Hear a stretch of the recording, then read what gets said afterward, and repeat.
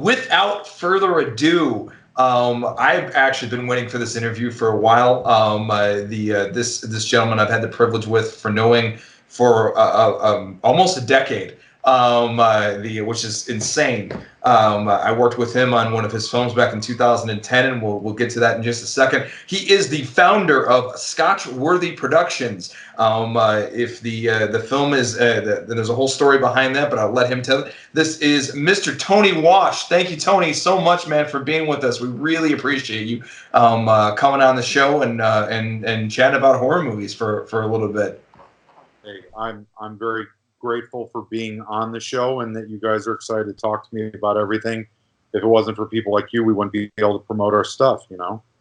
No, I appreciate it. I mean, that's one of the biggest things we're doing is just trying to get a community together and work. And you have definitely been in the community since like 2007 and even before then.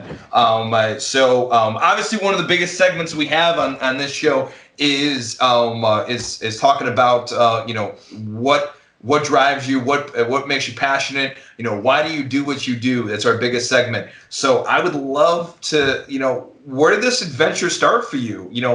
Starting to make films and fall in love with horror. Where did this all start for you? Was there any movies, TV shows? Where did this whole thing kick off? Well, first of all, I got to ask, Brandon, is that a zombie T-shirt? It is. That's pretty badass. Thank you. See, Tony likes it.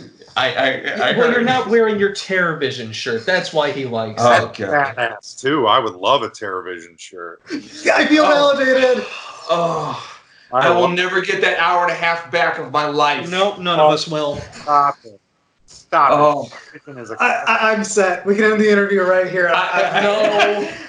You know what? I came into TerrorVision with so much confidence after watching Society and Night of the Creeps. And I was like, this is going to be a crazy experience. And it wasn't. It was bad. We didn't even get a reaction out of Wes. It was that boring. I mean, I went on a 15-minute rant about Society. I don't have anything to say about TerrorVision at all. I really did not care much for Society, and I never saw it as a younger person. I finally watched it, I think, last year for the first time, and I really didn't care for it. It had some cool visual effects work in it and stuff, but TerrorVision is just, it's part of my childhood. It's one of the horror films that I grew up on. I remember watching it as a kid on television all the time, so it was probably edited to a degree, but just probably. And everything were so great, and there's just so many funny parts in that movie that you can't take it seriously. And if you go into it wanting to have a good time, I think it's just one of those movies, So, tangent, major tangent. Tony, you're gonna figure out real quick that we go down some rabbit holes in this show. Two of the constant jokes that you'll hear on this show is the talking about Society, talking about American Psycho, and then also talking about Maximum Overdrive, but more specifically the trailer of Maximum Overdrive and how high Stephen King was on coke during that trailer. 80s coke. No, more specifically 80s Scarface coke. Very specific kind of cocaine. I mean, I feel like cocaine is the reason why a majority of films were made in the 1980s. Not going to disagree with him. No, not going to disagree whatsoever. Maybe that's why we don't get that many good movies anymore. There's not enough cocaine, I guess? I don't know. Let's hand it to all the Disney executives. Let's see what happens. They have it, trust me. They do have a bunch of cocaine. Do they have the real cocaine? Hi guys, you have some cocaine up here? Oh boy! It's some Adderall going, so you may not be, or some 5-hour energy drinks. I guess that's the 20 the new version of cocaine. Yeah. Just combined 5-hour energy with Bang energy drink, and then you have your cocaine for the day. Sure. Exactly. So yeah, trust me, I'm the tangent king too. So this will probably be a long podcast.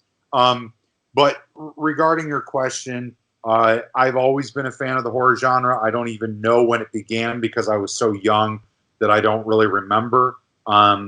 As a kid, I remember going to like the Scholastic book days at elementary school, and I would have $5 from my mom, and I would always get stuff like the Scary Stories to Tell in the Dark.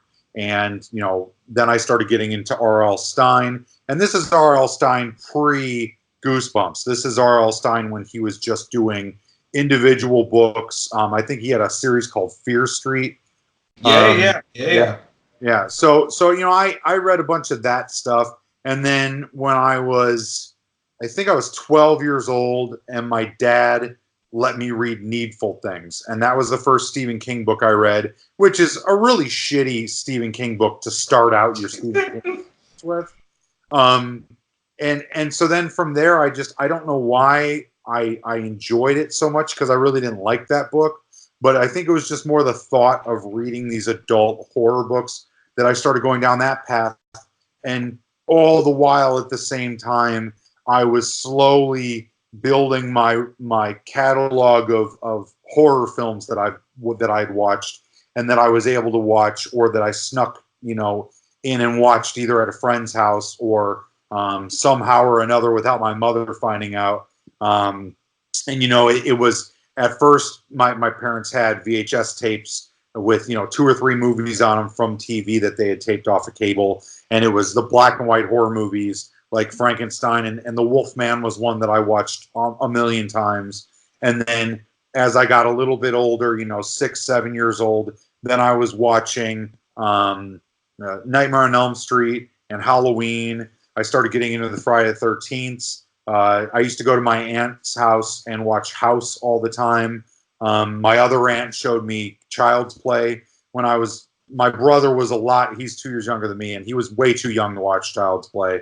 My mother was upset with my aunt for that. So it was a lot of those movies. I remember being at my dad's friend's house for dinner, and while we were eating dinner, my dad's friend was like, I rented a really cool movie, and if you guys want to watch it when we're done eating, we can do it. And, he told my mom that it had a little bit of violence in it, and, a little bit of sexual situations, but it wasn't really that terrible for a kid to watch, and it was Fright Night. And that... That's a bait and switch if I've ever heard of one.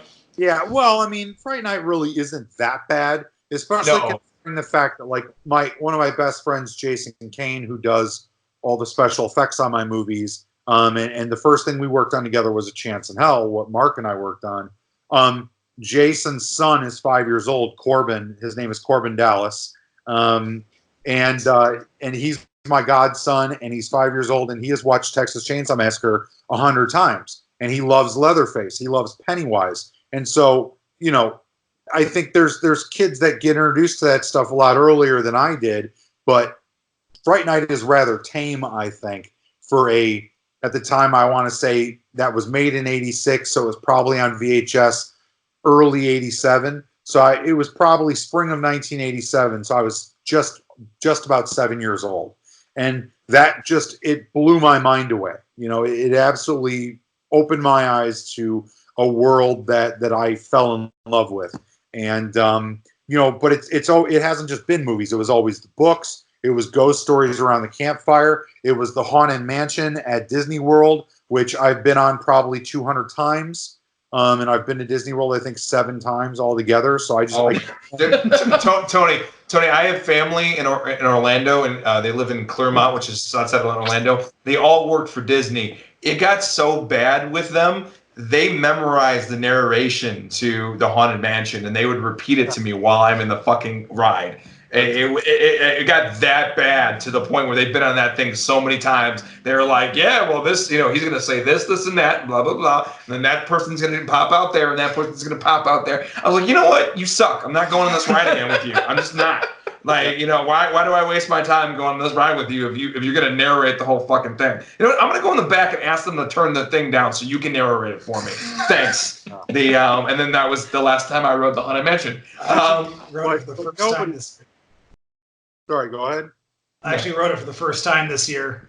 That's crazy. It's pretty cool. That's crazy. It's not scary. It's not even... No, not at all. Not at all. But it's pretty cool. It is cool. It's such a cool ride. The production design is what you really need to appreciate. The amount of work that they put into designing the look of everything. And the fact that...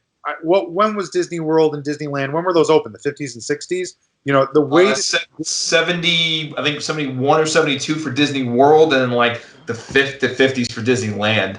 So think about the fact that they were doing projection work for some of the ghosts, and work with mirrors and stuff, and it's like that was like, that was visual effects before visual effects existed, and it's right there with you, in 5 feet in front of you. So I'm sure back in the 50s, people were like, "Holy shit, this is crazy," And just for me as a kid, I loved it. And we went down there in February with my fiance's family, and her 7 and 4-year-old nephews went on it with me. And they were, they really didn't give a shit. At this point, they're watching Post Malone videos on YouTube every 5 minutes. So, to them, there's some curiosity. When in February?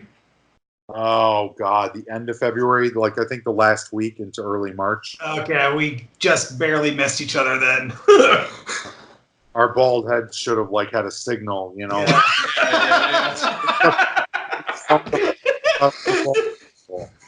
I knew you all communicated. I just didn't know how. Well, that explains a lot. It's like people who have surgery. They can tell when it's going to rain because they get an ache in their bones or whatever. It's the same thing. Fair enough. It's not a very good extra sense to have, but it serves a purpose from time to time. Fair enough.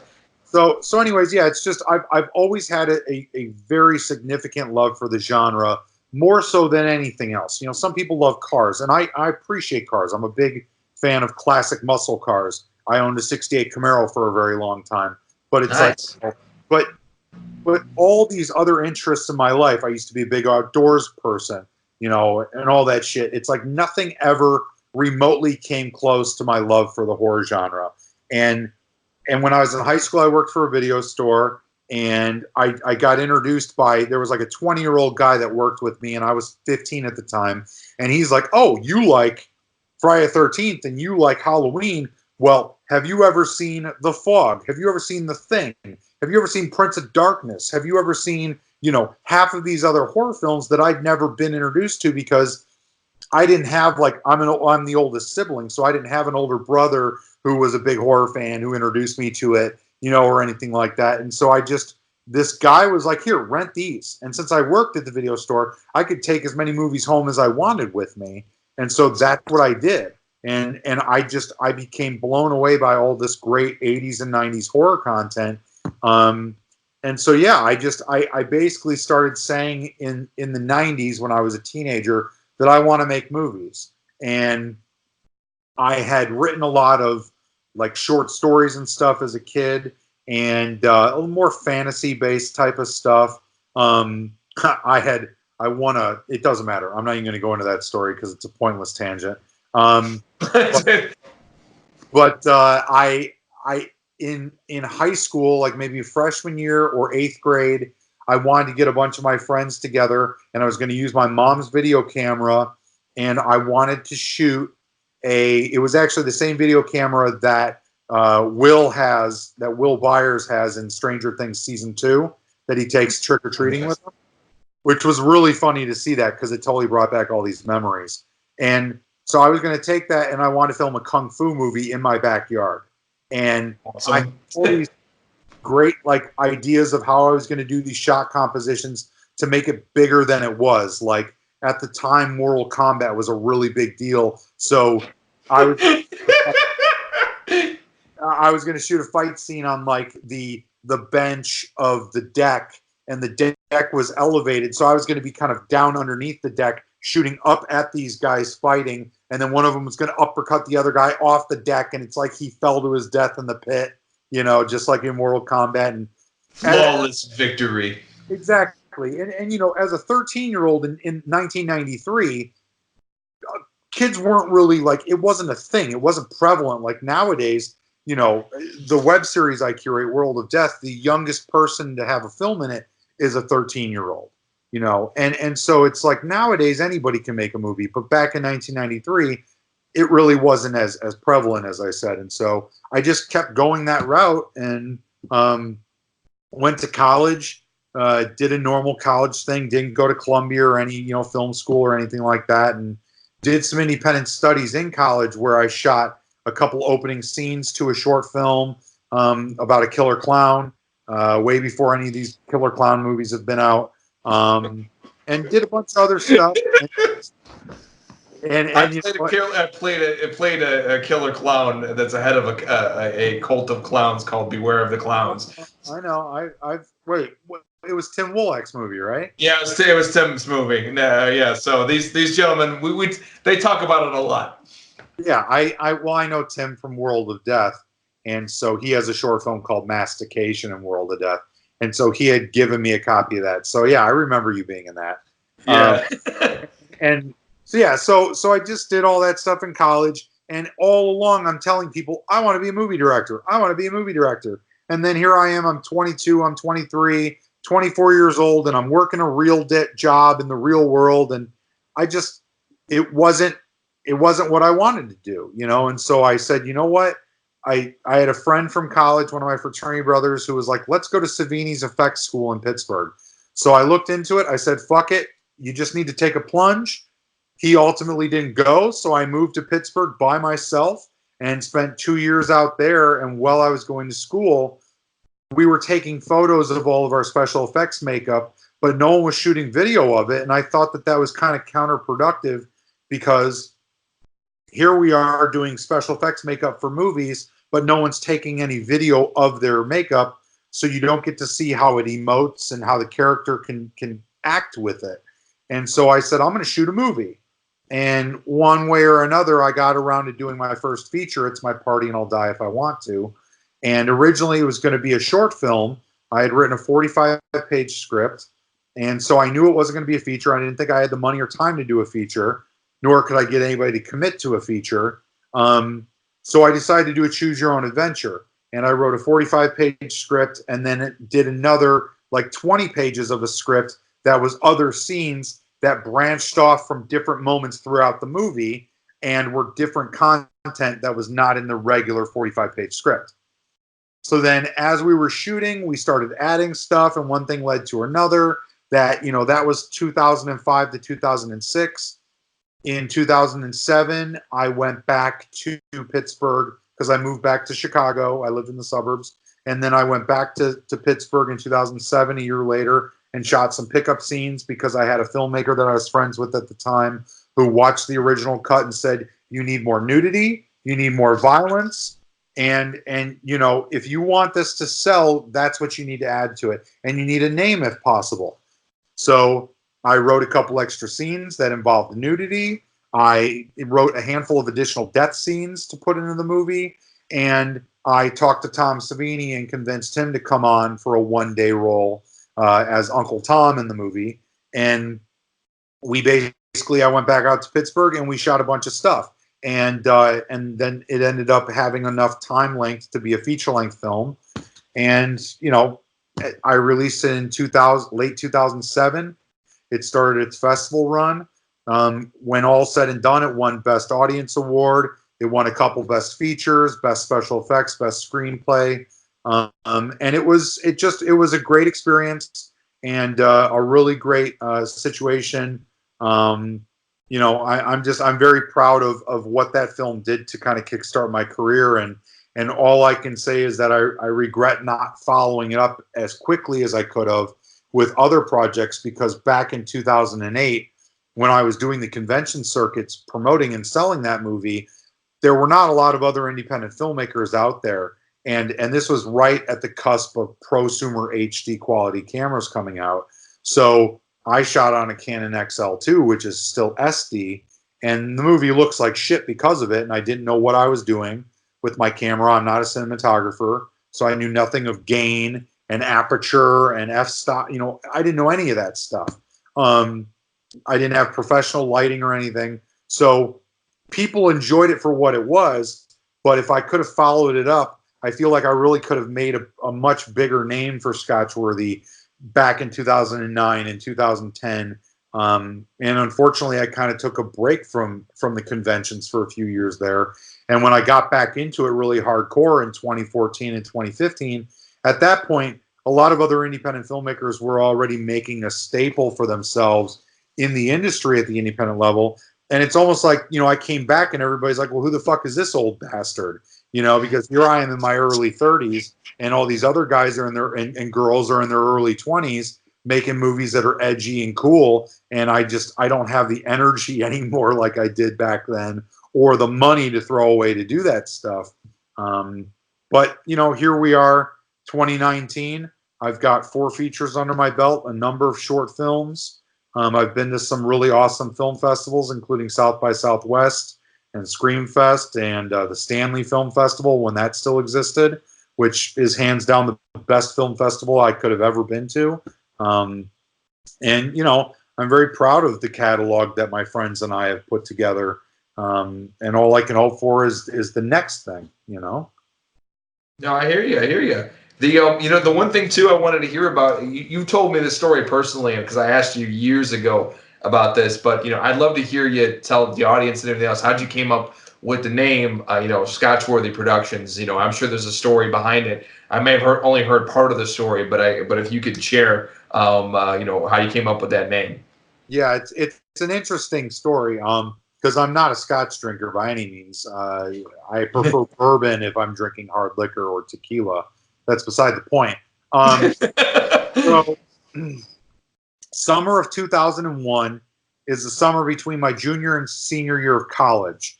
I worked for Vector Marketing selling Cutco kitchen knives, which was the best college job a guy could ask for because all we basically did was fuck around. I mean, we literally were drinking beers out of the trunk of my car before we would go into our weekly meetings. And our manager didn't give a shit. And so all we basically did was party. And this was back when the economy was still booming. So I would go to my friends, parents and stuff and sell them $700 sets of knives. And I'm making tons of money. It was a great time. And I worked with this guy named Bill Balick, who was a cinematographer. He was attending Columbia College. Really awesome guy, super crazy and creative, and introduced me to a lot of really awesome stuff. Like I never really got into Twin Peaks and David Lynch until I hung out with Bill. And so Bill and I had an affinity for horror films and wanted to make movies, and kind of our manager knew that we both were going to school and interested in film. So he kind of said, hey guys, you should start talking and hanging out. And so we did. Hit it off, started talking about doing projects together, and at the same time we're also watching a lot of movies together when we were hanging out. And a lot of stuff, the late 90s and early 2000s, in my opinion, and you can take my opinion with a grain of salt, it was a piss poor time for horror in cinema. That was pre-Saw and the torture porn period of time, but it was post the Scream period of time. So it's when you had a lot of these really shitty horror films that were coming out that just were not good at all. Urban Legend. Urban Legend. I know what you did last summer. I know what you did last summer whatever too. The hell it is. Yeah. Darkness Falls. The Tooth Fairy movie. Dude, Brendan actually twitched when you said that name. Like he had like a Mufasa moment. I actually felt him twitch when you said that. You like that movie? I mean, it's not a terrible movie. It's just it suffers from being made in the 90s. You know what I mean? So like, and The Ring was great. The Ring is an exception, in my opinion, of a great. I think that came out in like maybe 2000. And Blair Witch Project somewhere between 01 and 02. Yeah. So that I think was a great horror film at the time. I've rewatched it since then. It's okay. The original Blair Witch Project, going to the theater and seeing that, I think that was my senior year of high school. Seeing that in the theater when people still thought it was a real thing was one of the coolest experiences I'll ever have, for cinematic experiences. And I remember I went with a bunch of my friends. We were 17, and we were all packed into my buddy's minivan. And he drove each of us home. And my one buddy at the time, had to have my other friend walk him into his house and turn the lights on because he was that scared after watching that movie. Oh my God. Which is funny. That's like the story of my Nana, who couldn't shower for a month after seeing fucking Psycho. Sure. Like that kind of shit. Like that's crazy. And by the way, that has to go down as one of the best movie marketing coups ever. Yeah. I mean, they're gonna teach. If that's not a chapter in movie marketing in school, I don't know. I don't know what movie is. I mean, to convince everyone that shit was real, and going. I mean, there was a documentary I watched, where they had like 5 like detectives from different counties in the East Coast call up the production company to reopen the investigation on these missing kids. Fucking people that are like actual, and these were people that were assigned these cases by their higher ups to do that. Like they wanted to be part of the publicity chain, so they like, yeah, I got put on this case by my higher ups to come out and help you investigate. What do you have, for me? It's fucking insane. No, it's super cool. My co-director on Skeletons in the Closet actually was going to Columbia at the time that movie was coming out, and they sent a bunch of their students to the Cannes Film Festival, and he was there with other film students, and part of their job there as interns essentially was to help market films that were there, and he was marketing Blair Witch Project for Artesian, which was pretty crazy. It sounds like it was a pretty cool experience. But so getting back on track, Bill and I were seeing all these movies that were terrible. They were just these terrible horror films, and there was a big convention for Cutco towards the end of the summer, like in late July, early August, where we all got together at this super expensive hotel and conference center. There's probably 1,000 college students there. Everybody's just partying, having a blast, and they do it where all the district managers, get up and talk to you and motivate you to sell more, because it's basically a pyramid scheme. If I sell $5,000 in knives and I make 20% off of that $5,000, my manager is getting 5%, and his manager is getting 5%, and his manager is getting 5%. So these guys are like, hey, go on, do this and do this and do this and make money. And the these two district managers, who both drove Mercedes convertibles and were in their late 20s, of course, and flaunted it. I mean, we were on a trip once, and everybody was piss-ass drunk. We were at a skydiving camp, and we were piss-ass drunk, and the guy let kids take his Mercedes around the field, driving around the field doing donuts, drunk as fuck, And so we're at this convention. These two district managers made a bet on a bottle of Louis Trey, and on whose district could sell more. Okay. So Bill and I looked at that and said, look, we're not going to bet a $15 bottle of liquor, but let's bet a bottle of scotch on what? There's something going on with your sound. Yeah, you sound like a transformer. I am a transformer. Much better. Much better now. Okay. So they basically bet a bottle of Louis Trey on whose district was going to sell more, which, it's a $1,500 bottle of booze. And it's so 500 empty. It's a Baccarat crystal inside the fucking thing. And it's actually not even that good. It's just because it's in Baccarat. I mean, yeah, obviously it's personal opinion, but it's in Baccarat crystal. So there's you can buy this shit online, the empty bottles and everything else for like $500. Of course you would know that. I tend to barter. What are you gonna do? So these guys did that, and so Bill and I were poor college students. We said, you know what? We were seeing a lot of shitty horror films out in the theater, and at one point we kind of just said to ourselves, are we going to go and see a good horror movie, or are we going to have to make one first? And, we kind of made a bet with each other on a bottle of scotch. And so we started going to see movies, and after we would see it, we said, was that scotch worthy? And the only film we saw that we thought was even close to being scotch worthy was Below. Did you ever see Below, directed by the guy who did Arrival? No, never saw that. It's about a haunted submarine during World War II, and it's fucking creepy, and it's awesome. I highly recommend it. If you like moody, atmospheric movies, it is a great horror film. Yeah, probably. we're actually doing a 100 movie challenge for the month of October. We're dividing it for 25 films, horror films, among the four of us to watch before the end of the month. And I actually may switch out one of them for that movie. If you recommend it, I definitely want to check it out. It's a great movie. It's about 20 years old at this point, but it's a great, creepy, moody, ominous, atmospheric movie. First of all, I don't know how you guys have the free time to watch fucking 100 movies, but hey, bravo. I'd love to. So that's where the name came from. When I decided to create the corporation for my company, I originally was going to call it Bare Minimum Productions, because I thought, here I am with a camcorder and a couple of Lowe's 500-watt work lights making a movie, But then I thought, I need to do something different. Somehow Scotchworthy just was a thing. And so that's how it became a thing. And everybody says, oh, I love Scotch. And they talk to me about it all the time. I'm like, I don't fucking like Scotch at all. It has nothing to do with Scotch. If I would have won the bottle and the bet, I would have put it on a shelf and let it sit there for eternity. I don't know. So yeah, so that's where I came up with the movie title, or the title.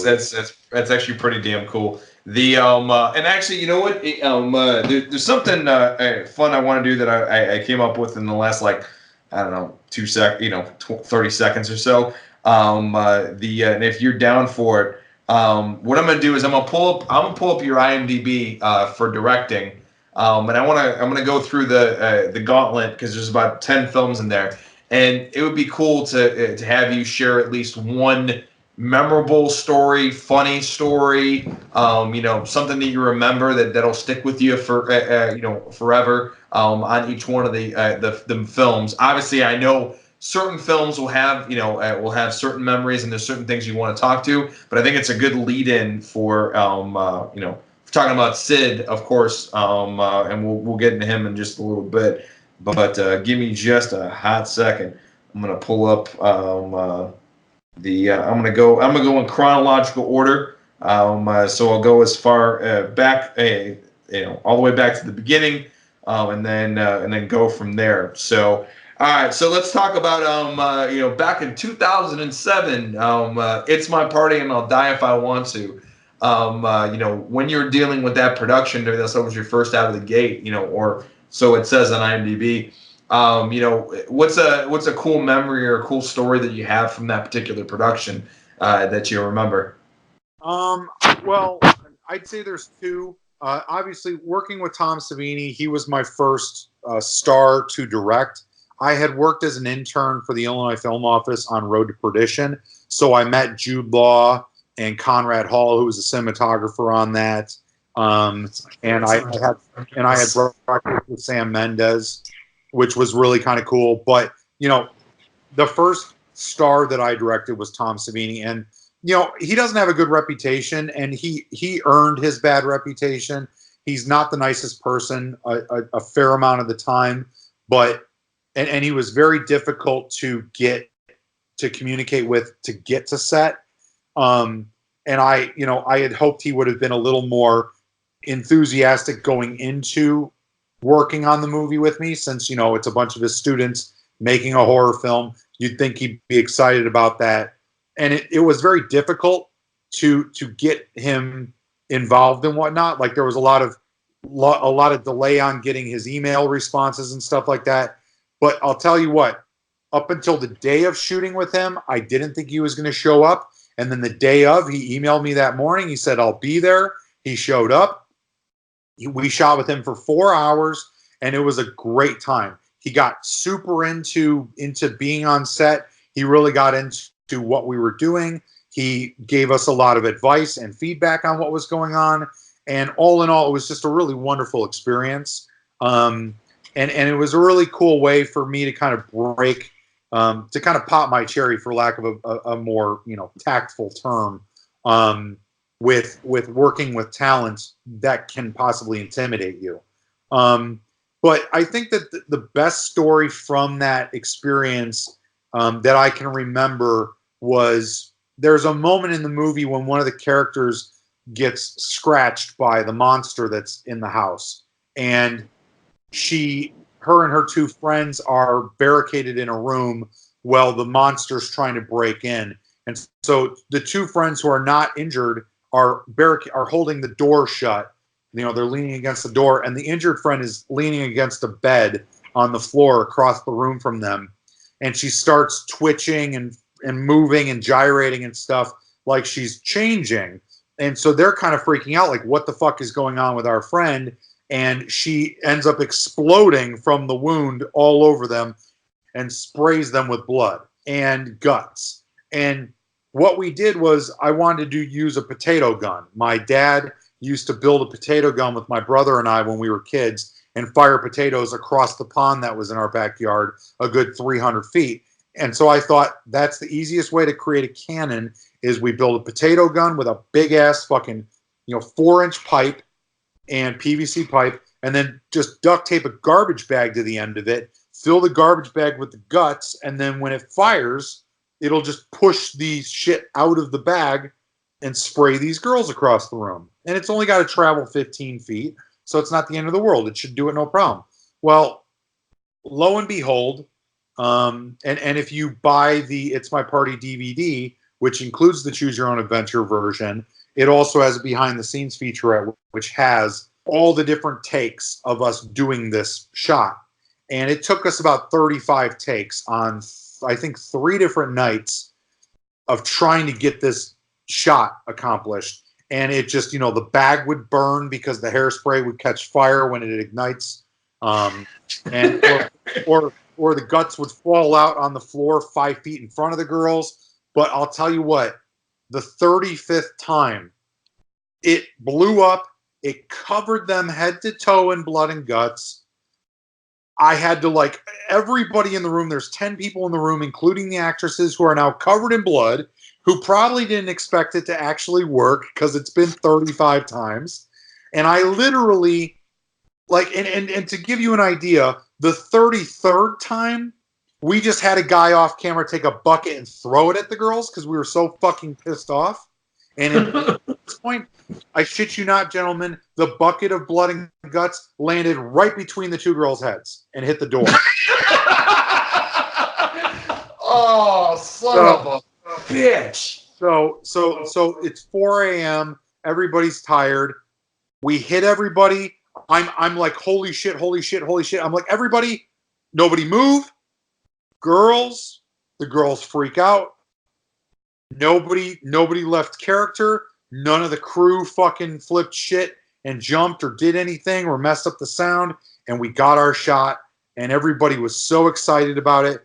And those small victories are the moments when you're on a film set that build the camaraderie and develop the film family feeling. And that's what makes it all worthwhile. Those are the moments when I get in my car at the end of the night and I'm driving home and I just have the biggest shit-eating grin on my face because what I had up here is now what's on video or on film, and the audience is going to see what I wanted them to see, and that to me is the most satisfying accomplishment an artist can feel. God, and those moments too of that, and I couldn't imagine that little bit of, I know that excited and panicked feel that you go when as soon as it works and you go, oh my God, I hope they got the shot. I hope that they got the fucking shot. I was a cinematographer on It's My Party, and I'm not a cinematographer. I said it earlier. I don't know shit about cameras. I do now, but in 2005 and 2006, I didn't know shit about it. So I'm holding the camera. Luckily, I didn't shake it or move it too much or anything, and nobody else messed up. The guy who was running the boom didn't mess up. It was awesome, and it was just such a great experience. It's amazing sometimes how things work out, and what things like that really prove to me is that sometimes you just have to stay positive. As much as it may be the most difficult thing in the world to do, you just have to stay positive because it'll work out one way or another. We had plenty of other trials and tribulations on It's My Party. I got locked out of the house we were using, which was basically condemned by the guy who was renting it. because he basically extorted money out of me, even though he had originally told us that he would let us shoot there for free.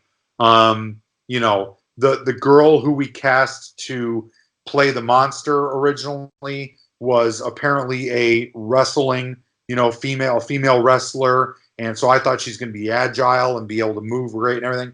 And ended up the day we get her in the makeup, it takes us 3 hours to do a full body creature suit on her. She isn't feeling good and doesn't do anything. She stands there. She has no energy. So I'm like, oh my God, the culmination of everything that this movie stands for, this full body creature suit, is a piece of shit because this girl's not doing anything. She's standing there, literally standing there, guys. She's not even like, she's just like fucking standing there. My good friend Angel, who was just a crew member at the time on this and a small part in the movie, he's like, you know what, dude? I'm kind of short just like her. Tomorrow, let's try and fit me in the costume and see if we can make it work. And I'll tell you what, guys, they put the makeup on him. It was form-fitted for her face. It was sculpted for her face. But they put it on him. They were able to salvage the cowl and the facial appliance, and they put it on him. He put the creature suit on and fucking killed it as the monster. And, you know, It's My Party, as funny as it is to be the lowest budget and the worst technical movie I've done, is a lot of my friends' favorite films of my catalog. And I think that a lot of that is because they see the heart in it. You know, my friends and I really cared about making that movie good. And I think it shows through in the final product, if nothing else, in just the atmosphere we built and just, you know, the fun that we had in it, you know? Yeah, that's fucking cool, man. Man, we got dozens of stories about that happening. You know, the panics, the you know, the having to tow a car out of our shooting zone, and you know, and you know, I mean, Zach's senior film getting kicked out of his one of his locations, losing a location, losing power to a location. Yeah, that did happen too. And then, you know, someone being picky about getting blood on the floor, even though it was dusty as all hell. And I'm probably gonna die a year earlier. Someone really requesting to take their pants off in the middle of a shot. All right, you know what? You really want to take your pants Hold off. on. All right, there's a very perfectly valid reason about why that is. I had just watched an interview with Harrison Ford talking about Raiders, Indiana Jones and the Last Crusade. And that scene where he's tied up with Sean Connery, and Sean Connery suggests, saying, hey, it's a little hot in here. Do you mind if I take my pants off? Because they're shooting from the waist up. And Harrison Ford says, oh, that's cool. Do you mind if I take my pants off? And then they sat there in their boxers. And then I was like, it's really fucking hot down here. Like, you mind if I take my pants off? Because you're not going to shoot me above the waist. Well, there's that, and he was worried about getting just a little bit of blood on his pants. I had good pants. What are you going to do? You wash them. Ford, you're not Sean Connery. You wash the pants. Well, I'm definitely not Sean Connery. But you're neither. Yes, fine. And that was, but actually, that was my first producer role. And I didn't even know it. I found you another location. And that's pretty much what being a producer is fixing problems. Essentially. That's funny, Mark, because I honestly, one of the funny stories from High on the Hog that the crew always likes to tell is, and I know we're jumping a little out of chronological order. That's fine. That's fine. And this wouldn't be my story. I've got a better story for High on the Hog, but regarding what you're talking about, pants, it's funny because we had two sets on High on the Hog, a cemetery scene where Sid is at his father's grave, and then we have a scene which takes place on another day, where he is in the field, that one of his farm fields, talking to the sheriff. And it's funny because he's wearing two different outfits. So in between the two scenes, which we shot obviously one after another because we were across the street from one another, and this is out in Galena, Illinois. It's a small farmer town area called Council Hill, Illinois. And in between the scenes, Sid had to change. Well, we're on the side of the road. This is as guerrilla as it gets. So Sid Haig, of all people, you know, Captain fucking Spaulding, takes his clothes off next to the road, and he's standing there in his boxers as people are driving by. And not a lot of cars, but a couple cars pass as Sid Haig is in his boxers there, and he didn't give a shit. And so that's one of those situations where when people bitch to me, when actors bitch about prissy things on set, you know, about, oh, these conditions are so terrible. It's like, look, I get it. I appreciate your concern. We will make you as comfortable as possible because I want you to be happy and I want you to stay in character. But at the end of the day, Sid Haig stood on the side of the road in his underpants. Okay, and so you know it can't be that bad. Not to mention the fact that half of the crew is probably working harder than you are. And I'm not saying that because I don't like actors. I love actors. Some of my best friends are actors. But what I am saying is that everybody suffers on a movie set. It's just how it is, you know. The only difference is if you're getting paid hundreds of dollars a day to be on that set and suffer, you know. No, 100% agree. And we had our fair share of problems, and we continue to have our fair share of problems. Thankfully, I've never had any problems with actors like that. All my actors have been fantastic. Zach has this unimaginable ability to hire these amazing actors that never have any drama, any problems, anything at all. It's because I know how to read people and I know who to hire. Well, yeah, I've had plenty of examples where somebody was gun-ho on during their rehearsal and during their audition, but as soon as you get them on set, shit flips 180 degrees, you know. And thankfully, I've never had that issue before. The you know what, and I guess I you know, being on the producing side and everything else, the EP, I am and still am an actor, so I can talk to them and be like, come on, really? You know, like, what are we doing here? I've been in worse situations than this. You know, I've dealt with worse conditions than this. You know, dude, being in that basement and breathing in asbestos, and Zach and I will die a year earlier than we're supposed to because of filming in a basement with possible asbestos. You know, that was a bad condition. Oh, that was fun. But it was fun though. It was a lot. We're the only ones who are like, nah, fuck masks. No. We don't need that. I don't want to wear a mask because it would ruin my performance. I got real method. It's all for the love. At the end of the day, it's all for the love. Sometimes you got to make sacrifices, even if it's. I mean, what are you going to do when you're 85 years old anyway? You might as well just die at 84, right? Yeah. Essentially. Yep, I'm good with it. So, all right. So I'm all right, because I do want to talk about this one too. Let's talk about A Chance in Hell. You know, all those many 10 years ago. Which by the way was I'll tell my thing real quick. Was an absolute blast getting in a shit ton of makeup and hanging out with like all the people. That's where I learned that all FX makeup people are big burly Viking people that talk about metal for hours. Like that's the set I learned that on, and I talked with all the makeup guys for at least 2 hours about Metallica and Megadeth, and I saw Metallica back in '86. It was great. Fuck Dave Mustaine. And I was like, oh wow, I'm solidified. Thank you for doing that. I had so much fucking fun on that set. The rehearsals were fun, but the actual set, I think that was the first 12-hour I ever did in my life. That was the first time on A Chance in Hell. Most of our days on A Chance in Hell were 16 to 18 hours. I don't know. It's all a blur for me, Tony. I was having so much damn fun. I think I was like there at 6 a.m. talking with you and another guy about Pulp Fiction at 4 a.m. I have those memories, and then being in makeup for hours and having a great time, and everyone was happy to be on that set. There, at least from what I observed, I don't know anybody else's perspective, but it was a fun set. I still talk to some people that from that set. Vinny and I are obviously, we've known each other for I've known Vinny for a long time. I think he was there as well. I still talk to Casey.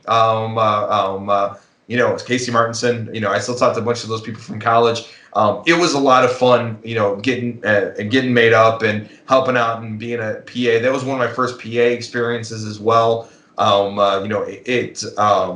It shaped me to really take a look at filmmaking in an actual art form. Coming from, I did a few films here and there that were very much in the same vein as It's My Party and I'll Die If I Want To, that type of guerrilla filmmaking. That was one of my first experiences being on a very professional set. And I remember it very, very well, and I enjoyed myself. And I felt a part of something.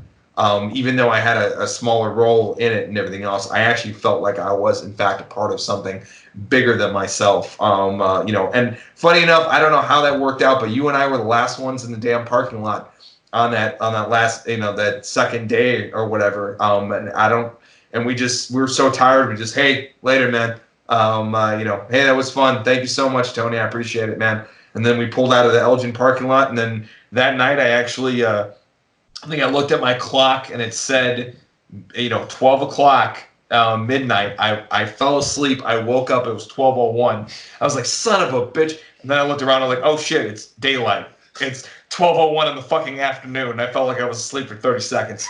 It was one of those kind of experiences, which I've had many hanging out with these crazy guys. You're welcome.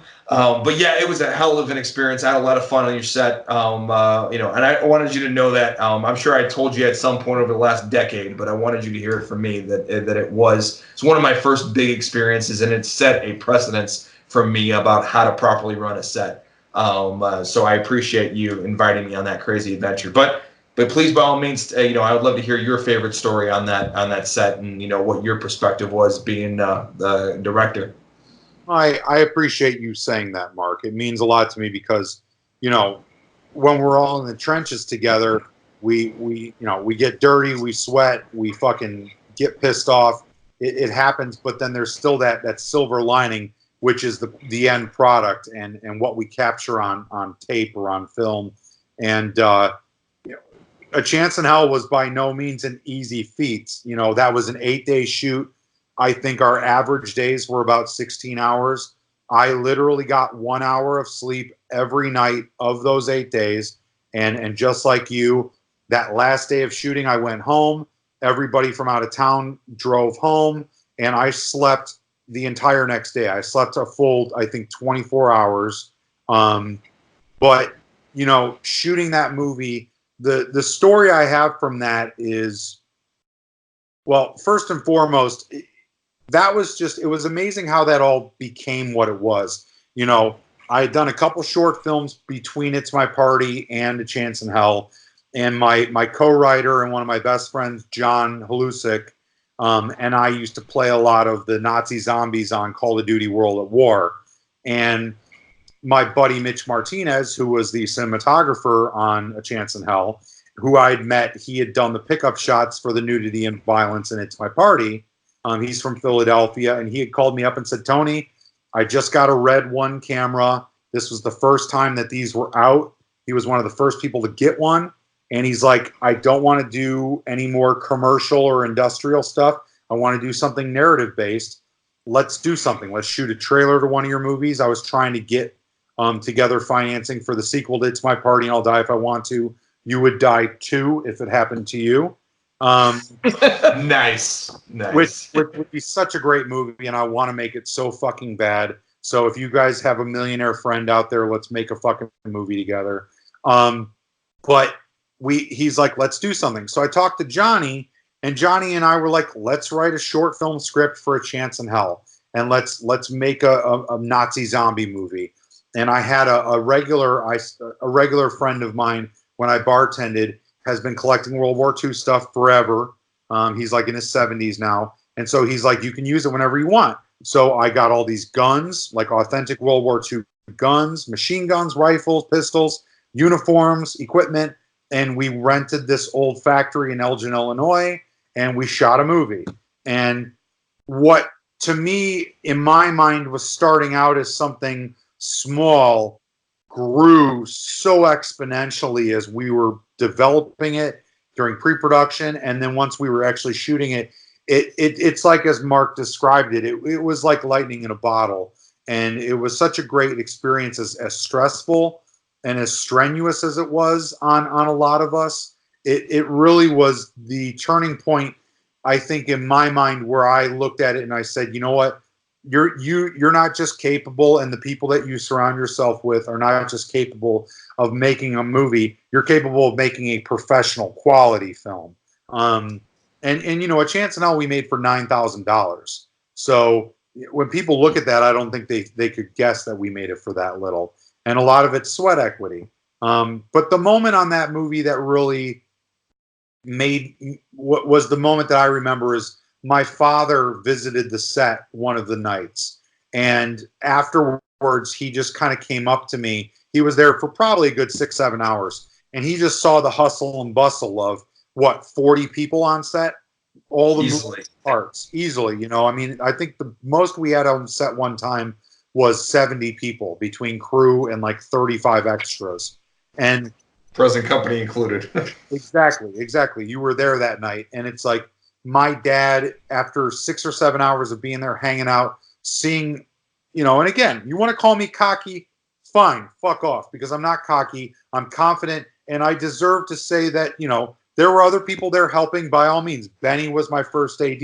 Chris was my special effects supervisor, and I love these guys. I fucking love the people that worked. Amy Farrow, who started out as a PA and became the production designer within like 3 days, got promoted from PA to production designer. I mean, that is substantial working your way up the ladder, you know? That's like field promotions in the military to like go from a private to a general. And so, Yeah. but the fact that we were able, like as Mark said, to coordinate and orchestrate all the moving parts that were required for that film. My dad came up to me when he was leaving, and they gave me a hug and said, "Tony, I have, and nothing against my brother or sister. They have wonderful lives. But my dad said, I've never been more proud of one of my children than I am of you right now." And that will forever be a moment that just remains in my mind and is a constant motivator for me to continue striving to do more and progress. You know, so it was such a great experience. And that was another turning point in my career, because that showcased the fact that we could create quality work technically as well as you know, story wise. Because I think that A Chance in Hell, for being a 35-minute short film, does a great job of introducing characters that you care about and some really great action moments, and again, done for $9,000. And that film subsequently introduced me to a lot of my current film family, because that's the film that they saw or heard of and said, well, who's this Tony Wash guy? And, you know, here I am saying I'm nobody. I'm just Tony Wash. But they're like, well, we've heard about your movie, A Chance in Hell. We want to work on your next project with you. And that's where I met Robert Patrick Stern, who's my brother from another mother. He has been my cinematographer, my co-producer, and one of my best friends ever since 2011, when we met, when he wanted to work on The Storm, which never got made. But he shot High on the Hog. He shot The Rake. He shot The Muck. He shot Skeletons in the Closet. So, you know, if it wasn't for A Chance in Hell, I wouldn't have the catalog of films that I have at this point. Yeah, and funny enough, we wouldn't even be in this. Actually, wouldn't even be doing this interview right now, probably, without A Chance in Hell. Exactly. So there's a lot of point of origins from that movie. And actually a lot of people I met, you know, that came from that movie. You know, I think Casey and I became better friends on that set.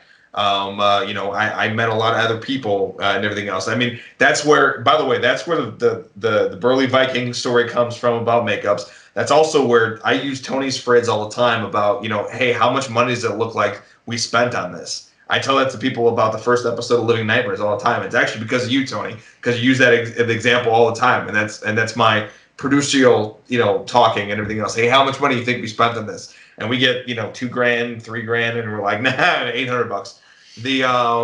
Most of it went to a dinner. Most of it didn't went to bribing my father the night before with a nice dinner. Worth it. Oh, very worth it, and it was a lot of fun. So the next one too, I want to ask, because the title is too good for me not to bring it up. Is BBQ Massacre. Yeah. I want to hear about this one, man, because that title is just too good for me not to just overlook. I knew you were going to say Barbecue Massacre. That's funny. Which happens to be some people's favorite film of mine as well, which makes no sense whatsoever. So another one of my good friends, Brian Wolford, who runs Geek Nerdery, and he used to run the Drunken Zombie podcast. Just really good people, big horror fan too. lives down in Peoria. And I had gone down a couple of times, one or two other times, and helped him shoot short films that he was directing and producing. And so he was supposed to do a short film. I believe it was about werewolves playing cards, playing poker, like biker werewolves playing poker. It was a kind of a cool concept, all taking place in one location, and we were going to shoot it over a weekend. And so I was driving down there, and the day of, he basically called and was like, "Hey, I got bad news. We had to cancel. A handful of my actors canceled on me, so we can't shoot it." And I was like, "Well, that's fucking bullshit, you know?" But he's like, "So, you know," I'm like, "Well, I already took off of work, so, you know, I can still come down." And he's like, "That's what I figured is, if you still want to come down to Peoria, let's hang out and let's either spend the weekend watching movies and drinking beers, or let's spend the weekend and let's hold a 48-hour film contest." And so he said, "Let's fucking do that." So we got together with Robert Poole from Indie Horror TV, and Robert Poole hosted the event, and we basically put out a feeler to people, which with the short notice, I think only one other group of people actually did a film. And they had someone pick a prop and a phrase to say in the movie and one other thing. And the prop was a barbecue spatula, barbecuing spatula. And so basically we had to make a movie off of that. And so we decided to do, it was Darren and Brian and I and maybe one or two other people, and we just came up with Barbecue Massacre. And Darren had his dad's camper in his driveway, and so we did a quick little outreach to get some actors together, and we shot, I think, just that day. It might have been just that day. It might have been a day and a half. I think it was just that day. And I was using like my Canon Mark II, and Brian was using, I think, a 7D. And we just did a 2-camera setup, and we shot these two couples basically hanging out with their camper camping. And they had bought the camper from, one of the couples had bought the camper from this weird old creepy dude. And they're talking about him while they're sitting and eating dinner and playing cards outside the camper. And then we cut to inside the camper, and from underneath the bed, the bed rises up because there's storage underneath the bed in those campers, and the guy's hiding underneath the bed. And so then it just becomes a slasher film from there, and he kills them with, the different barbecue implements, basically. So nice. It was a lot of fun to do. It was a ragtag production. I think we probably spent about $40 on it, and we shot it in a day. Brian literally wrote the script an hour before we started shooting, and I think it took him about 45 minutes to write it. Brian's really good at, just flying through dialogue and stuff. And so we had a lot of fun with that. And it's, I don't know if it's anywhere out there right now. We were going to include it in World of Death for a while, but I don't think we ever did. And so, it's fun. It was a fun little moment in my cinematography, or in my catalog. But that's Barbecue Massacre.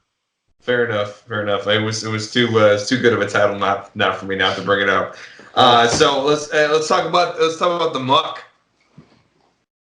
So the Muck, chronologically, is not the next thing I did, but in terms of things being released, it is the next thing I did. So because we did shoot High on the Hog before that, we shot parts of Skeletons in the Closet before that.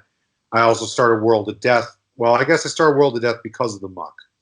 So the Muck we did because of the ABCs of Death 2 contest. And, I didn't want to do a film because I figured there's 500 other films in it. We're not going to win. But a bunch of my friends said, well, let's just do it, and if we don't win, we'll take our short film and all of our other friends' short films. Because I think I had about 7 other friends, including Brian, who did Barbecue Massacre with me, who had all done a short for the contest. And so we said, well, if none of us win, let's take our shorts and put them on a DVD together and sell them for $5 at the conventions. And so we said, fuck it, let's do Muck. And so Rob and his now wife, Sarah, who we'd met on High on the Hog, who's a production designer, and myself basically got together and we created the Muck. I wrote a quick little script and we basically did it. And I don't know if I can, I think the best experience I can say about the Muck is not from production, but more so the success of the Muck. The Muck was accepted to South by Southwest in 2014, which was a dream come true for both Rob and I, and I'm sure everybody else. That is a festival that we all had very high aspirations to get to one day. It was an incredible experience going down to Austin for that. I got to talk with Robert Rodriguez for a few minutes and check out Troublemaker Studios. It was really cool. I sat in the bus on the way to Troublemaker Studios. I sat next to the guy who played the priest in John Carpenter's Vampires, of all weird random things, which was kind of cool. So it was a great experience. And then from there, getting into South by Southwest opened the doors for so many other great festivals because, they basically cherry pick from the big festivals like Sundance and South by that start at the beginning of the festival run, Berlin. And so that's why we got into to the Stanley Film Festival, which took place. It only ran for 3 years, I think. It was at the Stanley Hotel in Estes Park, Colorado, where Stephen King came up with the idea for The Shining. And that's where I met with, I talked to Travis Stevens, who did Starry Eyes and Cheap Thrills, and he just did Girl on the Third Floor, and he did We Are Still Here. He was a producer on a lot of those. Elijah Wood was there, so I met Elijah Wood because he was there with Open Windows and one other film that I can't remember. Larry Fessenden was there. So it was such a great little festival, but everybody there was like a name. It's like these are the people who are doing indie films at the $1 million level, that we all want to get to. And plus it was at the Stanley Hotel, which was super cool and creepy. And, you do a tour of it, you see room 237. And so it was just really cool. Although I think it's 217 in the book, it's 217 in the book. So anyways, we went to Screamfest, all sorts of stuff. So it was just really cool. I think that's the best thing about the Muck, that really, it was really fun being able to go to those festivals and mingle with people that are now making, these multi-million-dollar films and so yeah, that was really cool. That is cool. That is cool. The shit. We'll get there. At some point, it'll happen. So let's talk about the Skeletons in the Closet, man.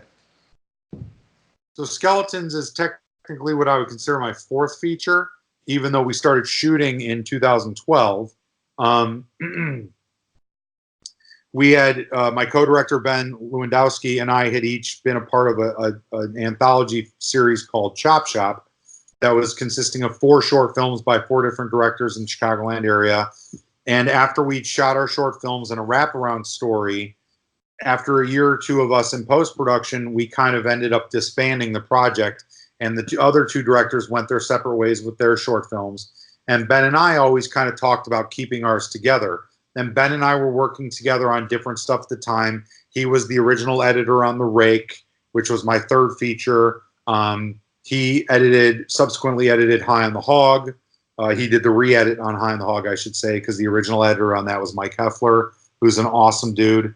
And so basically Ben and I had these 2 short films that were each 25 minutes long, and we're like, we don't want to just release these as shorts. Let's finish them as a feature. And so I've had the idea of Skeletons in the Closet in my head since college.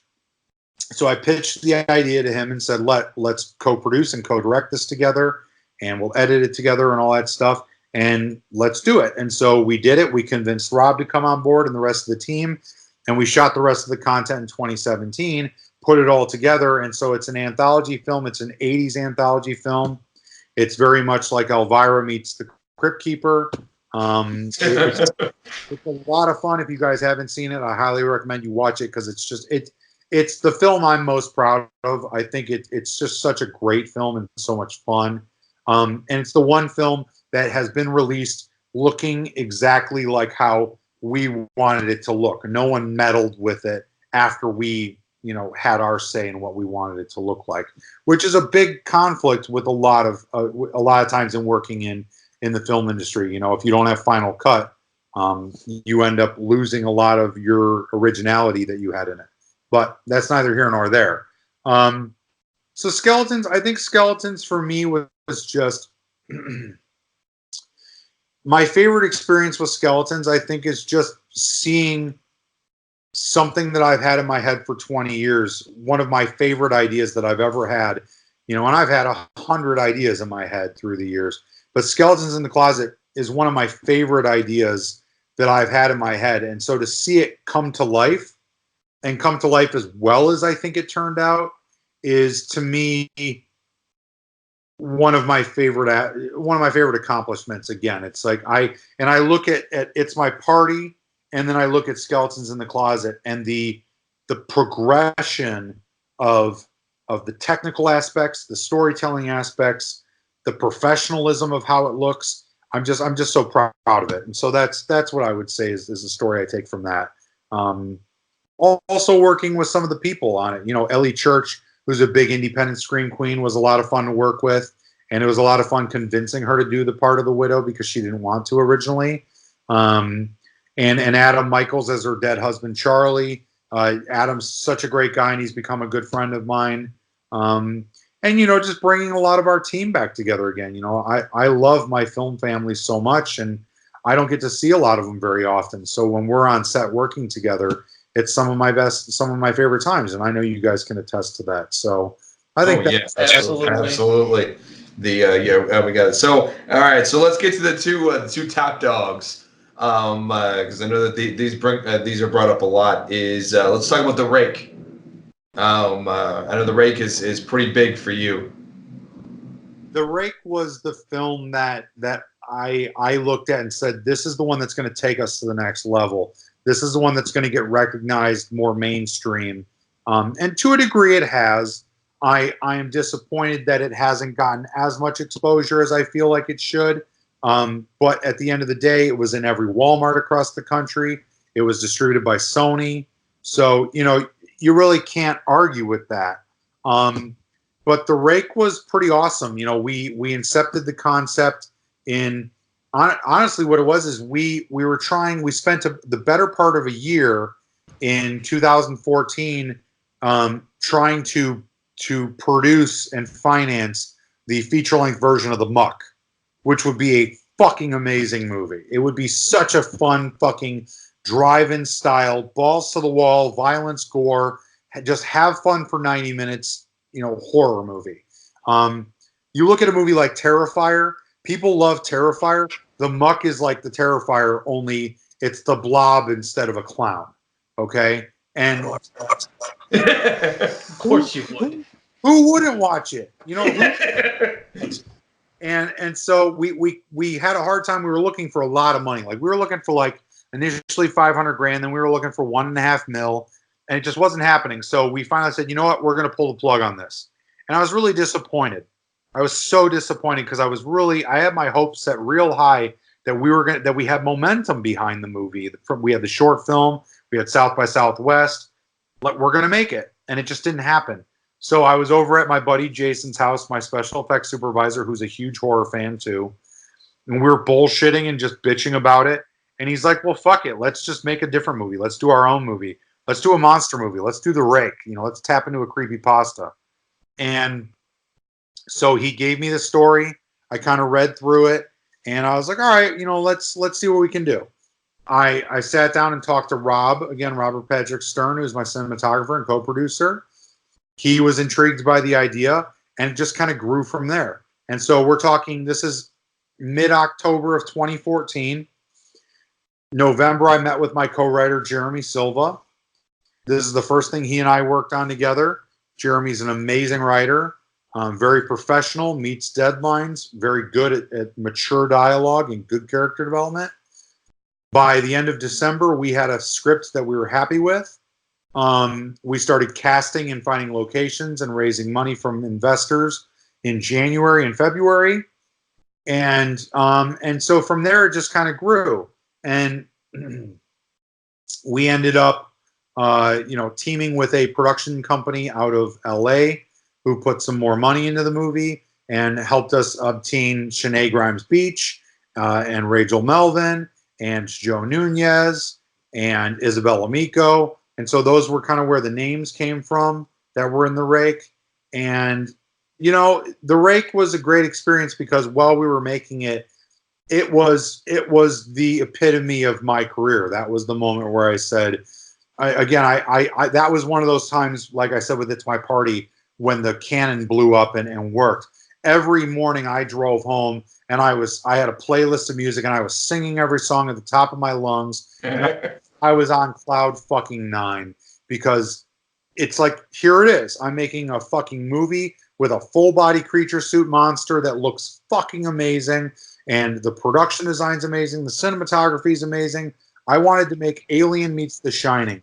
And I know that that's a lofty expectation. And people can look at me and say, oh, well, you're really confident in saying that. I'm not saying that we made Alien meets The Shining, but that's what I was striving to achieve. And I think that it maintains and touches upon a lot of the atmosphere that those movies had. I just got attacked by something. The kamikaze flight. And so, I was really very proud of it. And I was proud of the team that we put together. My first AD, Mike Bruni, is one of the best motherfucking people to have on a film set I've ever worked with. And like the subsequent year, he's also an actor. He won Best Actor, I think it was, or his film won Best Film at South by Southwest. And so it's like just great working with people like that. And again, my film family: Robert Patrick Stern, Sarah Sharp, Angela Cox, Jason Kane, Jim Peterson. I could say a million names of different people. Francis Claudio, Louis Wong, Brian Daly. I love all these motherfuckers. And not to mention the fact that, same as with A Chance in Hell, I called Savini's special effects school out in Pittsburgh and I said, hey, it's Tony Wash. I graduated in 2006.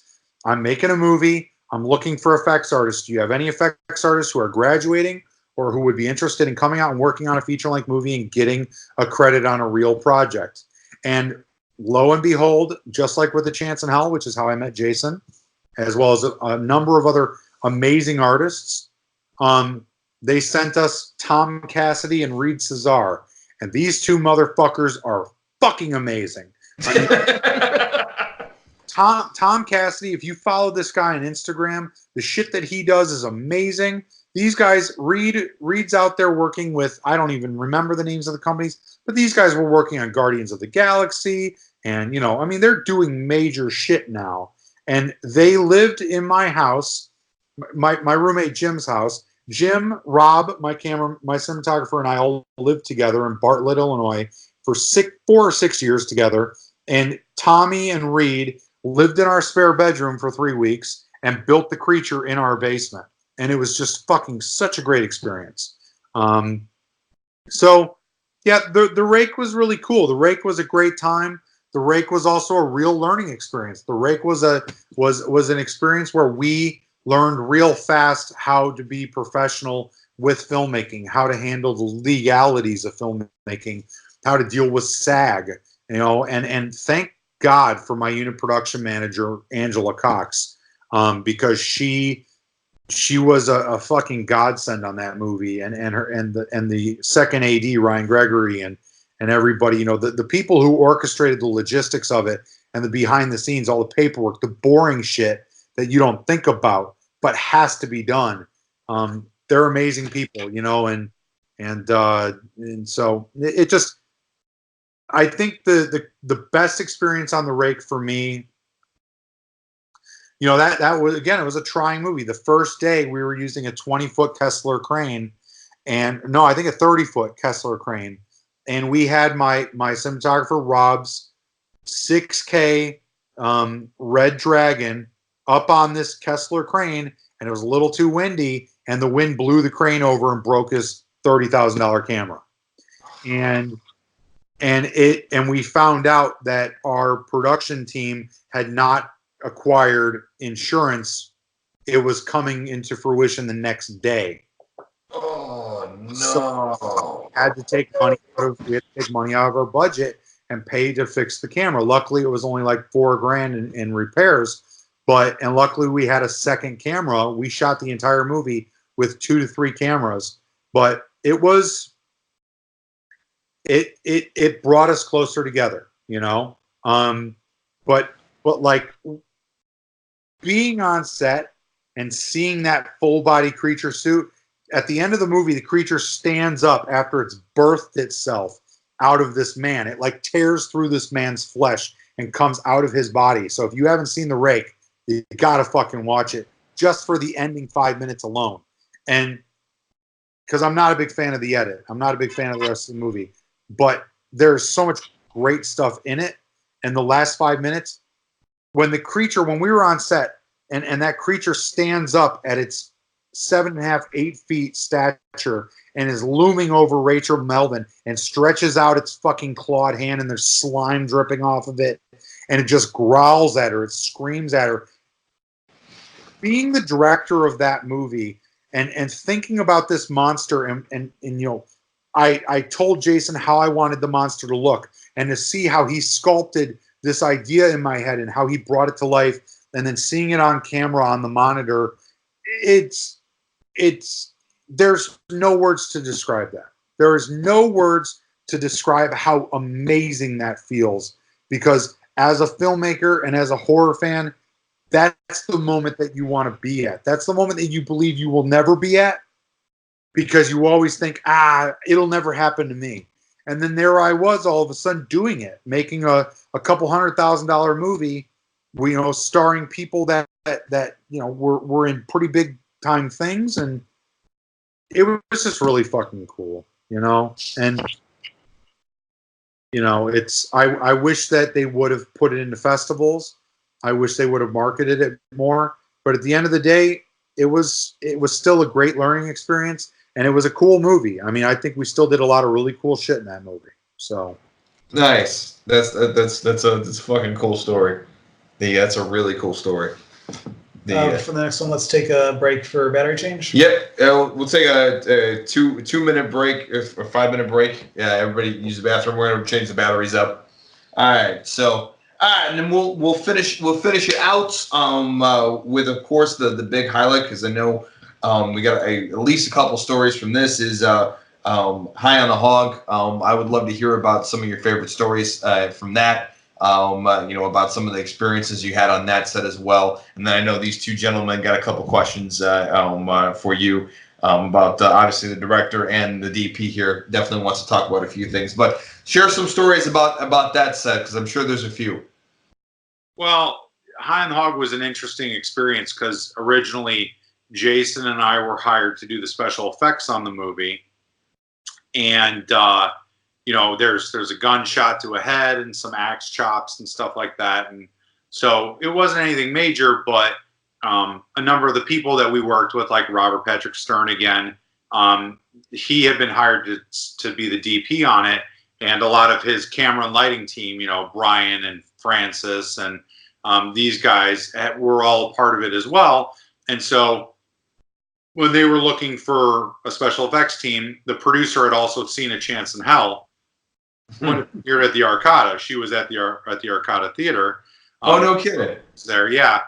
And so she had contacted us to do the special effects. Well, then there was like 2 or 3 phone conversations with her for like 30, 45, you know, an hour long, where she was asking me all these questions about producing and directing based off of my experience on A Chance in Hell. And after the 3rd conversation, I was kind of like, you know, you're asking me all these questions. Are you going to give me an associate producer credit? Or are you like asking me to direct your movie? Because at this point, like, what's the deal here, you know? And, and she's like, actually, I'm thinking about going to the executive producer and talking to him about having you direct the movie, because I'm not happy with our current director. I guess the guy wasn't talking to any of his department heads or anything like that, and wasn't doing any of the pre-production and development that he should have been. So I end up going from being the special effects coordinator to the director of this film based on having a couple conversations with this producer. And to be honest, I didn't care much for the script. And I've never shot anything other than horror, and it's obviously not a horror film. It's Grindhouse. But I was very excited to work with Sid Haig, and I'd actually heard bad rumors about Robert Zadar and Joe Estevez, which could not have been more wrong. I think that there was a period in their lives, in their careers, where they were hard to deal with, but when I worked with both of them, they were amazing. I am so grateful to have been in the position to have been at the helm of that project when I was. And so, I wanted to work with those guys. And so I wanted that job, and I took it. And we get out to set, which was in Galena, Illinois, like I said, which is 3 hours from where most of us lived in the suburbs. And 5 days into shooting the movie, this producer, the woman who had convinced the executive producer to hire me to direct it, and who had hired us as the effects artists, she had a nervous breakdown or something. It was crazy. And so she ended up leaving set. And, there was a period of time where everybody was kind of like, what are we going to do? Is this the end of it? Are we done? And there were conversations that were had with Sid. There was a gentleman by the name of Bob Farster, who's a producer on the movie, whose house we were shooting in. And that's Sid's house in the movie. And he was basically the guy who provided all the locations for us and stuff. And so there was conversation with him. And then Rob and I had a conversation. And we basically said, if Sid, Rob, and I all get promoted to producers, we will finish this film. And so Sid and I had a conversation. And at this point, Sid and I had been working together for 5 days now. And we had developed a really great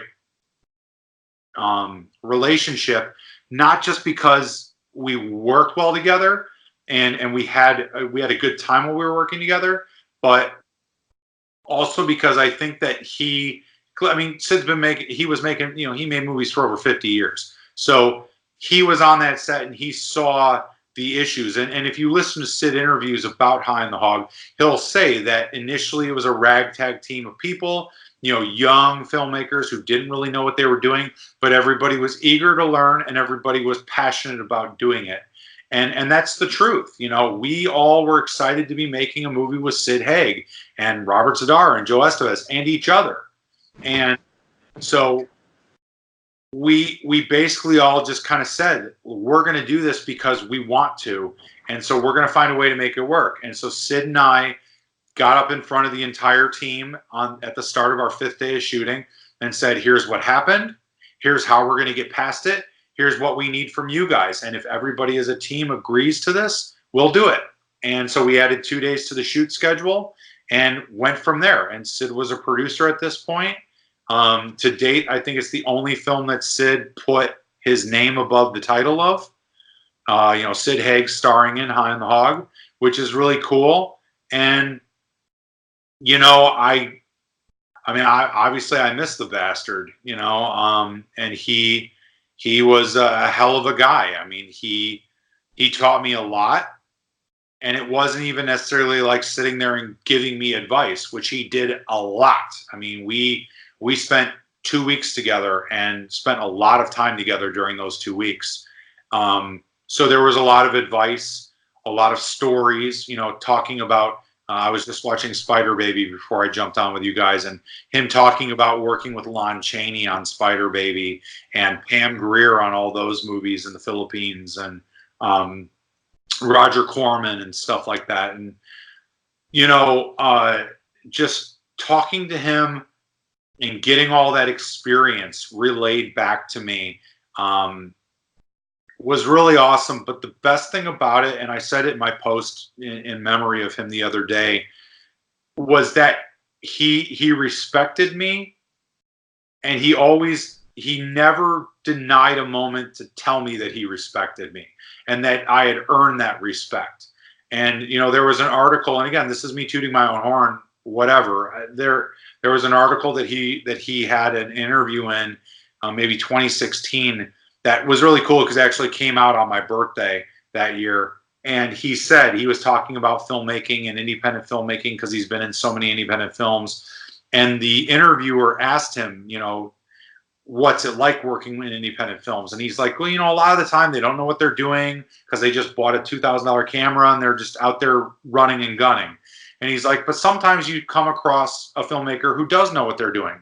And then he specifically brought me up in that interview. And it was such a wonderful moment for me because, I'm like most artists, and you guys can probably agree. We have our up days and we have our down days. And, oh, yeah. And it's like you struggle so much because you want nothing more than to make movies and be passionate and successful and focus all your attention on it, but you can't because it doesn't pay the bills and it frustrates you, or you get upset because someone steals it from you or hurts you, or whatever the case may be. And so to have someone who everybody looks up to, someone who's got 50 plus years in the business, who's worked with some of the greatest names in the business, tell you that you earned their respect, it meant everything to me. And those are those tentpole moments in my career that just really, they reinvigorate you and they motivate you to keep going.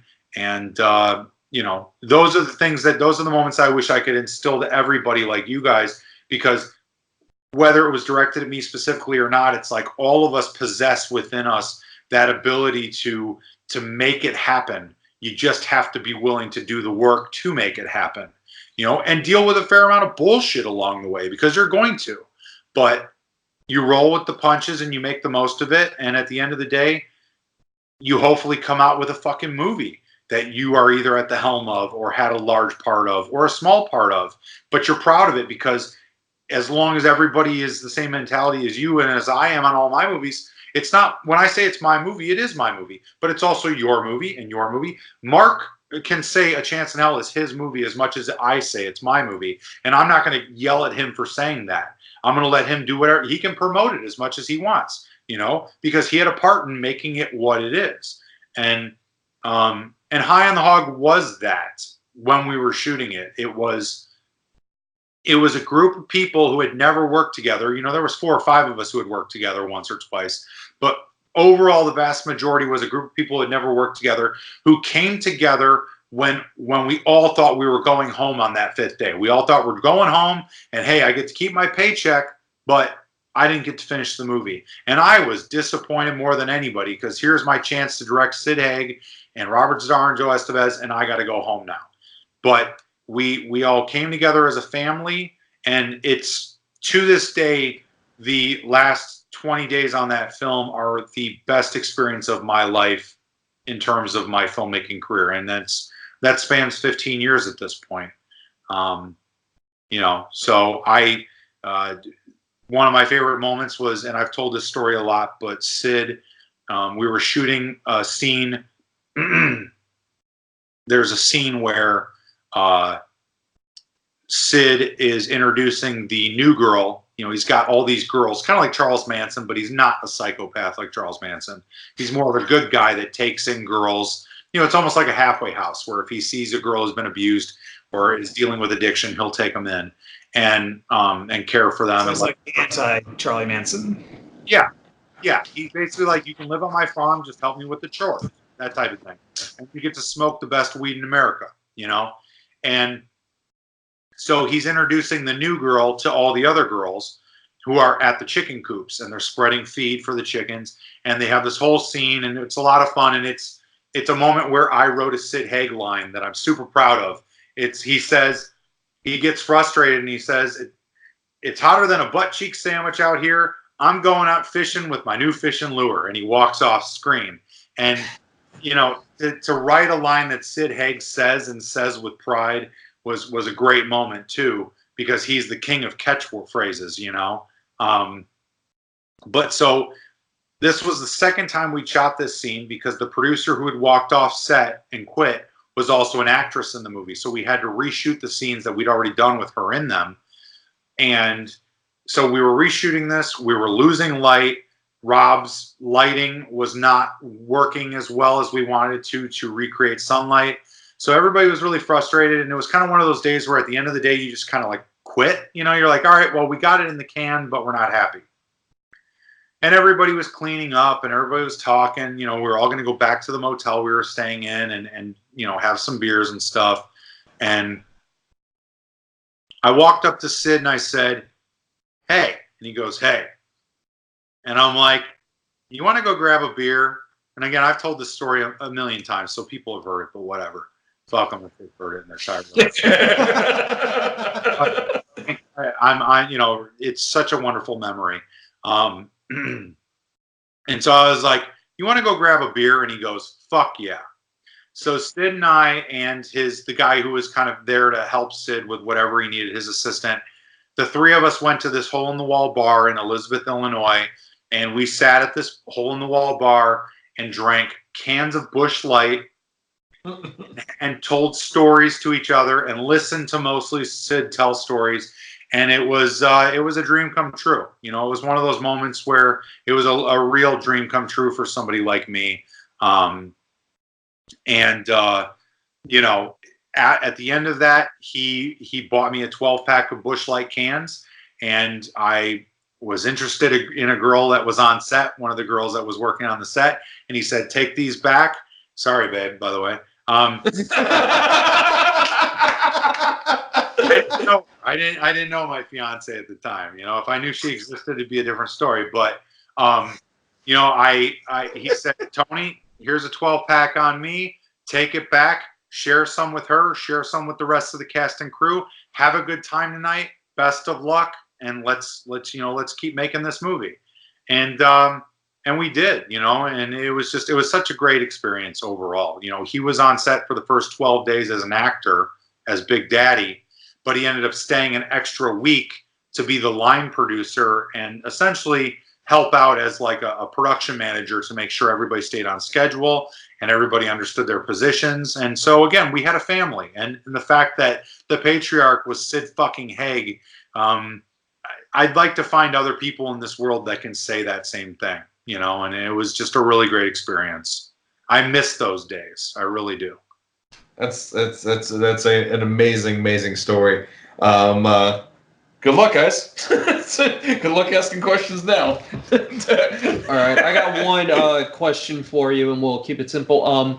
What is the process you go through to get your creature suits built? I know a decent amount about special effects, but that's one thing I don't even know where to begin on that notion. So what advice would you like give people, or me for that matter? So, well, I'll give you two quick examples. The contrast between It's My Party, my first feature, and The Rake, my third feature. And in between is a span of 10 years, I guess, 10 years. So It's My Party, it was a lot of the Savini students who were my friends working on it, doing the effects work. We molded the actor. We did a live cast of the face. And then I bought a unitard for the body, a spandex unitard. We had sculptors sculpt the head on her life cast. Excuse me. And then from that, we made a cowl, which is basically like a hoodie, you know? It's everything but the face. And then we did appliance. I think it was a multi-piece. It might have been a two-piece. Yeah, it was a two-piece, multi-piece appliance for the face. It was all latex, which is kind of a pain in the ass to work with. But at the time, we weren't really utilizing silicone at Savini School or gelatin. And gelatin's a pain in the ass anyway. So we did foam latex. The bodysuit, we built up with cotton and latex. Very simple, easy. You can do it at home process. We made nails or claws out of acrylic. And just basically, I would mix the acrylic together and then put it on the hand, and then you mold it to be kind of the rough shape of a claw, and then you take a Dremel and you carve it. And then I had one of the most amazing airbrush artist I've ever met, Eric Molinaris, who was a teacher there at the time. Now he's working on movies. I don't know where he's at now, but he's doing a bunch of movies. He airbrushed the entire suit, and yeah, then we had the actor on set. We put the unitard on. We put the cowl on. The creature was wearing a costume because it's a Halloween party, so they're wearing a shirt and pants and shoes because they didn't tear through the clothes like a werewolf would, for example. So we were able to use the shirt's collar to hide the edge of the cowl and the top of the unitard, and then you put the face multi-piece on. My dad was a dentist, so I used to go to his office and I would build acrylic teeth appliances. And in this case, I wanted to have an underbite. So I built an acrylic bridge that went over, it attached to her lower teeth and went over her lower lip and sat on the outside of her lip, like on her chin. And then the multi-piece appliance sat on top of that. So it looked like the creature had a bigger mouth than she really did. And then we put in sclera contact lenses that I got from 9mm Special Effects, which is an amazing company. Kevin there is an amazing artist. I don't think you can buy them in the U.S. anymore, but you can have them shipped to somebody you know in Canada and have them ship them to you. Easy. I'm serious. It's an easy way to get around it. Okay. Of advice, because sclera contact lenses.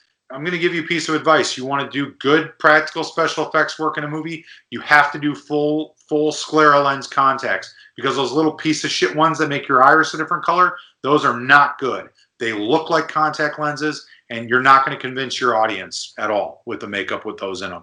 And that is a big blunder that I see often in independent films. So then now you progress to The Rake, which is 2015, again, 10 years later, and I've got a effects team of, I think, 8 or 9 people, including the 2 guys, Tom and Reed, who were sculpting the whole body in my basement. What they did was they bought, again, a neoprene suit or something like that, full-bodied suit. They built stilts, and we didn't want to complicate things by having the creature move and having to green screen out parts of the stilts. So we built the stilts on a base, just like we just took a plywood board and made a base that was like 3 by 3 feet, and we attached these stilts that they made out of 2 by 4s at an angle, and then they basically stapled shoes to those or nailed shoes to those, and then the actor stood in those shoes, and he put the full body creature suit on, which was basically this neoprene suit that they sculpted foam musculature and skeletal system on this thing, on the suit, and then they glued it to the suit, and then they covered that with latex again, and then that was airbrushed. And then the mask was an animatronic. It was not a robotic animatronic. It was not servos. It was just used. It was using the actor's mouth. Freddie, the actor, was inside, and there was a chin cup that was inside the mask, and the jaw was on hinges. So whenever the actor opened his mouth, it would cause the mouth of the monster to open as well, even though the mouth was all the way down here, you know, a good 6 inches in front of the actor's mouth. And that was a fiberglass skeletal core. And he basically wore that like a baseball helmet. And then stretched around that was a foam latex head, you know, a single piece of foam latex that Jason Kane, my special effects supervisor, sculpted off of a design that I had, you know, kind of told him I wanted, and that he built off of that. And then there were 2 claws, you know, there was a clawed hand and like a barb. That was Rob's idea, you know, to kind of give the creature a rake, so to speak, this big barb that it could hook people with. And those were just big gloves that they basically, we took life casts of the actor's arms and then sculpted on, you know, life casts of his arms, and then created molds of those and poured them out in foam. And that's really how we did it, you know. So there's a lot of different ways. It's really, every situation's different, you know. Okay. But the biggest advice I can give people when working with special effects is take your time in pre-production, working through your storyboarding. talk to your special effects supervisor about, create a shot sequence with your special effects supervisor. And that's what Jason always liked about working with me, is because I was also an effects artist, I knew how effects worked. So when he would say, oh, well, you should shoot it from this angle because it hides this mechanism, or you should shoot it, you know, from 3 different angles because when you cut them together, it'll have this effect. And I understood what he was talking about, and sometimes had those ideas in my head before he even brought them to my attention, because we both had that prior experience working with special effects. And a lot of people, one, do not understand that special effects, you can't just shoot them 360. You know, you have to work around certain aspects of them. And so you want to listen to your effects supervisor for that reason. And also give your effects team time. Because if you make them race through time, both in pre-production as well as while they're on set, it's not going to be as good, you know? And you have to allot enough time. So when your supervisor says, well, we need 7 hours, and you say, okay, or your first AD says, well, you got 4.5. No. They need 7. If anything, you try and talk them into 6, but don't cut it in half, because all that's going to do is piss you off when you're in the editing room looking at it and can't fix it. So that's my advice. Yeah. All right. Sounds great. Thank you. Brendan, I know that you had one as well. Yeah, so I just wanted to ask you, like, and you have Rob, your go-to cinematographer. You've been working together for quite a few years. And yeah, I think you mentioned that he's actually a co-producer along with you on a lot of projects as well. So you probably have a very in-depth working relationship at this point. So I'm just kind of curious what your on-set and pre-production working relationship with your cinematographer is like. Like, I've worked with directors who know like exactly what angles they want, the lighting they want, so on and so forth, where it's basically just, I just execute what they want. I've had directors who they have a shot list and a general idea of the kind of feel they want, but the general framing and lighting they leave up to me. I have Zach, who's sort of somewhere in between that, and I've also had directors who, to put it nicely, are so loose that I basically come up with their shot list for them the day of set. So I'm just kind of curious, like, what kind of conversations take place between you and your cinematographer when you're preparing for a scene? Well, and I can say, I can speak on Rob's behalf, and knowing that he has said to me multiple occasions where he's working with another director and they don't know what they want and they haven't prepared with the shot list or discussed their desires with him. So he ends up, for lack of a better term, directing it for them. And I know a couple of situations where that specifically happened. And it's unfortunate because the director ends up still getting the credit, you know? Yeah. And a thing, and this is a bit of a tangent, but a thing that I always say is that people look at the director and they're like, oh, well, the director gets all the credit. And it's like, well, yeah, the director does get all the credit when the movie's good. But if the movie's bad, the director, it's like the captain of the ship. The Titanic's captain, he's not the first one on the lifeboat. He's the one who went down with the fucking ship, you know? and people don't often remember that there's stress that's involved with that. But all I can say is that a way to help alleviate a degree of that stress is to prepare. You know, you take as much time as you can during development and pre-production. You talk to your department heads, and your cinematographer is one of the most important department heads, in my opinion, as far as I'm concerned, because directing, as much as a movie is just as much about audio as it is about visual, directing is about visuals. You know, you can sit and I can sit in with my audio mixer and my audio engineer, and I can discuss how I want a movie to sound. But at the end of the day, the compositions of the shots are what's really going to make or break, I think, a film. And so I've worked with a handful of different cinematographers, and I've been a cinematographer myself, as I said on It's My Party, and my earlier work. Rob is a unique exception to a rule because Rob and I are brothers. Rob and I can fight like brothers, but we love like brothers. And I will eternally be grateful that he introduced himself to me back in 2011, and that we've worked together ever since. And we're very excited to be looking forward to the future and what we're going to do next. And we've been talking about developing that. And, you know, the way we work together is it's different on each movie. On High and the Hog, we had a couple of meetings because it was our first feature together, where we sat down in his apartment and we talked through our shot list together. And then when we got on set, we worked off the shot list, but there was a lot of audibles. You know, on Skeletons in the Closet, I had a shot list that I gave to him, and he pretty much just kind of worked off of it.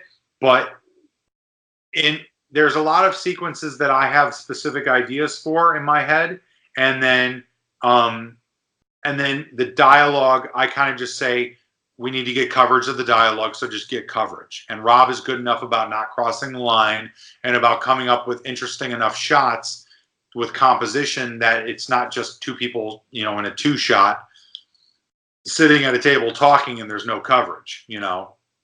So Rob is really good about helping me fill that void, because I'm not good at coming up with shot composition for dialogue. I hate dialogue. That's my least favorite part of shooting. I like the effects stuff. I like action sequences. I like the creative stuff. But then you look at a situation like The Rake, where we both came to the table with our own shot lists and then tried to combine them and tried to get as many of each other's shot list shots as we could. And a lot of times, Rob actually beat me out on shots where, you know, like for example, there's two intense Steadicam shots in The Rake. The biggest one is where Shanae Grimes Beach is running from, she's been in the woods kind of dealing with some bullshit with the rake, and she emerges from the woods and runs across the backyard through this basement door entrance to the house, past a dead body, up the basement stairs past another dead body, through the house into the living room, and confronts the monster in the living room. And the whole entire thing is a one shot with a Steadicam following her. And the Steadicam has to hit its marks to catch each of these dead bodies, to follow up with her, not to miss focus. And so there's a focus puller, you know, there's all this shit. And I wanted her to emerge from the woods from a descending jib shot along the, like a profile edge along the edge of the woods and the yard. And as we're coming down, coasting down, she bursts out of the tree line past the camera, almost startling the audience. And then we cut to the Steadicam. But Rob was like, no, we have to stay on the Steadicam the entire time. And we don't have enough time to set up the jib and get that shot and light that shot. So I had to concede.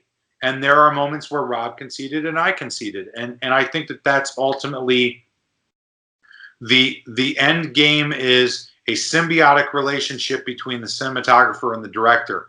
Each of you needs to understand that the other person is going to bring an insane amount of talent to the table and a lot of great ideas that you may not have. And you have to respect one another's creativity and work together. It's not a dictatorship. It's about a partnership. And that's what all filmmaking is. If you want to work by yourself, be a fucking painter, be a fucking novelist. You know, when you're making a movie, you're working with a lot of other people, and you have to take that into consideration. But don't sacrifice your dreams and your desires and your wants either. Be firm about certain things, but know how to pick your battles. You know, and that's really all I can say. And you might piss people off. I've lost a lot of my film friends over the years because I am very strongly convicted about what I want out of my projects. And I think that rubs people the wrong way sometimes. But at the end of the day, if I'm sitting in the editing room or if I'm answering questions as the director or the representative of the film, because let's be honest, a lot of your films, how many people are promoting the movie at the independent level? It's typically mostly you. You know, you may have an actor or two, you may have an actress, you may have a co-producer, you may have your writer. But for the most part, your production designer is not promoting the movie. Your art director is not out there promoting the movie on social media. You're the one promoting it. So you have to be strong and firm in what you want, because you're going to be the one who's answering for the shit that you don't like when you're sitting in the editing room saying, fuck, why didn't I spend 10 more minutes on that? Or why didn't I convince everybody to do this instead? You know, don't lose sight of the fact that the cinematographer, the director, the editor, they're some of the most important positions on a film, and they need to be able to speak their mind and have their free will to do what they want, because those are the points in the movie that really cause the movie to evolve from the page to the screen. That's pretty fucking good advice. Yeah. Hey, so and then Tony, I know you got to go, but I got one last question for you, because I think we kind of covered the gauntlet of directing DP, but you do on IMDb, you do have 14 producer credits. So I wanted the opportunity to talk to you about producing, and I'll just simply put it to you, what advice do you have for the producers on set, and not just on set, but also dealing with the before, the pre-production, and then afterwards as well. You've done this quite a bit. You've done it more than directing, ironically enough. So I'm curious about what your perspective is on producing. What you like, what you don't like, and then what advice you can give to those people that are out there producing. Well, at the independent level, if you're a director, if you want to be a director, you're going to have to expect that you're going to be producing as well. So you just need to put both hats on and understand that that's going to happen. You're going to be thrown into the pit, and you're going to have to fight for yourself, because producing is not easy, and it's not even really necessarily fun. I hate producing, but I can agree with that. But I don't know the legalities. I don't know any of that stuff. But what I'm good at is I'm good at orchestrating a set. I'm good at managing the different departments and building teams. And securing department heads who can manage their teams well, so that the delegation of responsibility trickles very smoothly. So I think that that's a good piece of advice, is make sure you're putting people in the right places and putting the right people in those places. Don't just put someone in a position because they're your friend or because they're eager. That doesn't mean shit. Make sure they have prior experience. Look at their demo reel and see what they've done. Talk to people that they've worked with. But hiring a good team around you is essential. Again, you can never have enough pre-production time. I think that my two strong suits are locations and casting. So as a producer, put your director and producer hat on at the same time, and go out and surf backstage.com and castingcall.com and find talent, and don't be afraid to postpone production if you're not happy with your cast.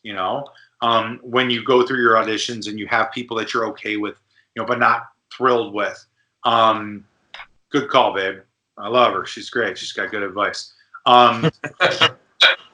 In terms of locations, call real estate agents in the area and say, this is what I'm looking for. Can you help me find it? You'd be surprised how many people outside of Los Angeles, California are eager to work on a movie, even if it's just to get a special thanks credit. That's how I found majority of my locations, including the factory for A Chance in Hell. Those are big things.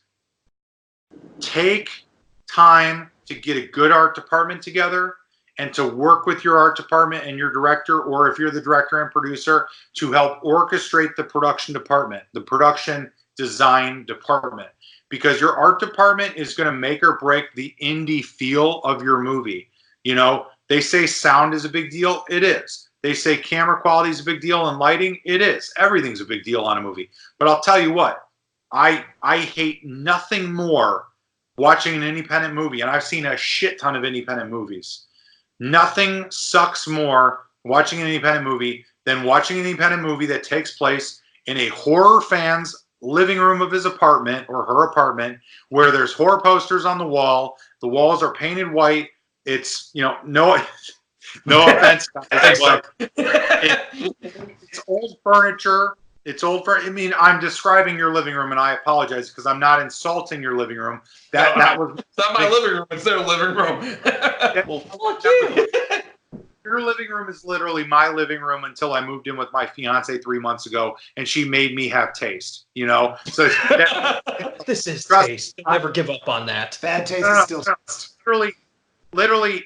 Let me just put it this way: I had that Night of the Creeps poster hanging up in my living room a few months ago. So we are on the same wavelength, my friends. All I'm saying, I've seen so many independent horror films that take place in your living room.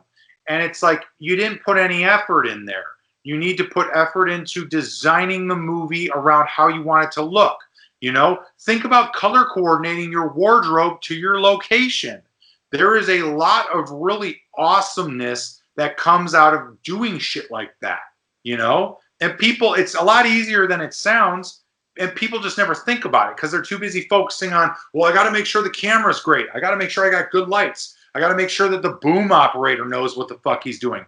Yeah, those are important things. But as a producer, it is important. It is your job to wear every hat and to delegate responsibility. And if you forget about certain aspects of your production, like production design, which a lot of independent producers do, your movie's going to suffer. And it's not that hard to have good production design. It just takes a little extra time and finding a good person who's good at interior design. And when I talk about forgetting things, neglecting things, this is what Meredith brought up, my fiance brought up to me. She's lovely. A big, big thing. My number one thing that I'm going to say, you cannot rely on handshake agreements. I don't care if they're your best friend or somebody you just met yesterday coming out of the fucking subway. You cannot rely on handshake agreements.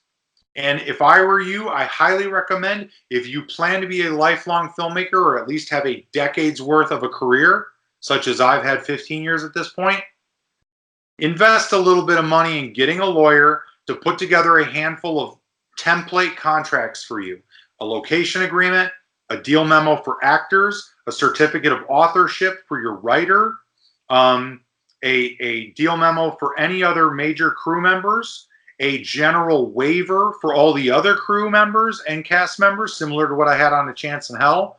You know, because a background extra, you can get them if you want to be thorough to sign a fucking 7-page deal memo where they're not getting paid anything, but at the same time, you could get them to sign a 1.5-page waiver that every other PA and extra signs, and then you're not having to have, you know, 50 contracts, you know.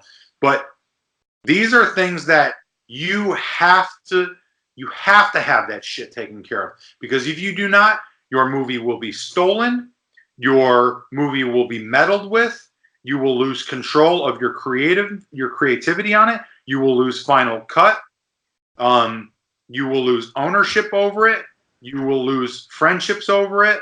You know, and this is stuff that I've had to learn the hard way, and it sucks because it's like when you want to trust the people that you've worked with, you know, that you work with, but you never know what tomorrow brings, and you can't go into a situation where, you know, what if your movie becomes $1 million success? Terrifier is a great example. Even though I'm not a big fan of that movie, that is a great example of an independent movie that might have had a $200,000 budget, and it's on Netflix and everybody loves it. You go to a horror convention and how many people do you see walking around with a Terrifier t-shirt on?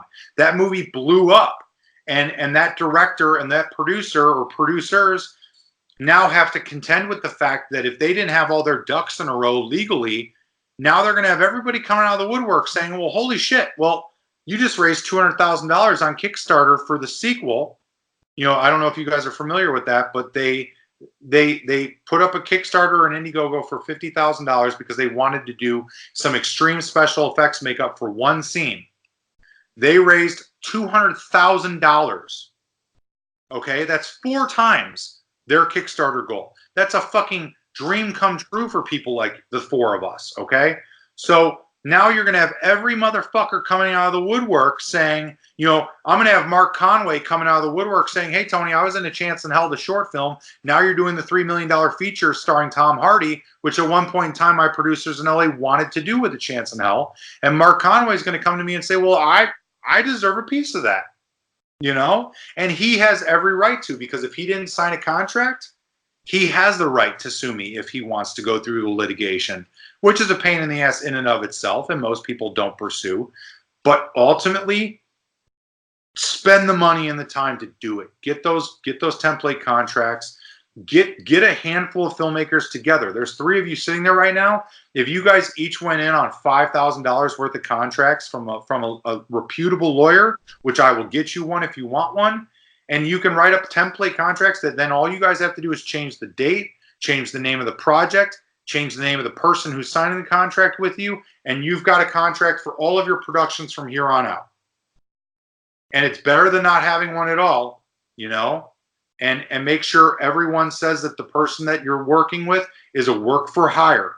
They have to be a work for hire, because that means that they are working on your movie as a work for hire. They do not own any control over creativity on it or anything like that, you know? Yeah, absolutely. And you don't want them to hold your project hostage, plain and simple. So do yourself a favor. Don't let yourself get stuck in situations that I've been stuck in at this point, because it sucks, you know? So yeah, I think that's my biggest piece of advice is just you can go anywhere online and look at a budget for a film, you know, a general film budget. You look at your above the line costs and your below the line costs, and that's going to contribute. That's going to show attributes for each department where you're putting your money. That also can show you a template of where you need to be focusing your attention, you know? So that way you're not looking at a budget because you're doing an independent movie for $5,000. So why would you write up a budget? You're just going to spend the money where you need to spend it. I get that. That's what I did with It's My Party. I didn't have a fucking budget written out. I didn't have a line producer. You know, I didn't even know what a line producer was at the time. The line producer credit on that movie for my buddy Steve Weimer, he was more a producer. No, he was actually the production designer was his credit, but he wasn't the production designer at all. He was like the boom operator and a producer.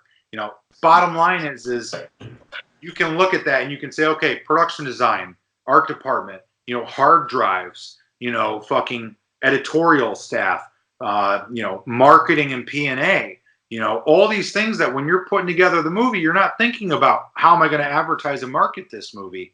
You know, that can cost 20 grand, 50 grand, $1 million in and of itself, because that's how you get it out there. That's how people find out about it. And that's how it becomes popular, you know?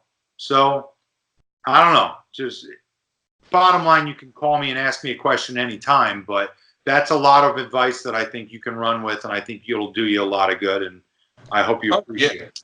Yeah, no, absolutely. That actually, that's a huge thing. I mean, like I said, we're really big on education, and we brought up. We actually devoted an entire section of our podcast towards education towards other filmmakers. So these are topics that we brought up and put into principle, you know, into actual activity. So no, I really appreciate it. It's nice to hear from somebody else saying, hey, you know, like this is all important, opposed to us just talking to ourselves about how it's important. It's nice to hear it from somebody else, especially somebody else who's dealt with even bigger budgets and bigger projects and bigger things, to know, you know, that we're moving in the right direction and on track. So I appreciate that from our perspective of, you know, being from Midwest horror. I really appreciate that, Tony. So, and I wish that I, just to finalize it, like I wish that I have progressed further in my career by this point so that I could instill even more advice from the higher echelon. Because as far as I'm concerned, there's a glass ceiling, and it's like, unless you have that nepotism or you make a project that breaks through to one of the bigger festivals or that a producer or studio sees and likes, it's hard for people even like me in the position that I and my film family are in, where we're making movies for a couple $100,000 or $500,000 or whatever. And that's great. That's a lot of money to work with. But ultimately, that's not getting us up to that $1 million, $1.5 million, $3 million level where you're working with legitimate names that you recognize, and you're dealing with bigger locations and larger scope projects and a lot more union people on set and stuff like that.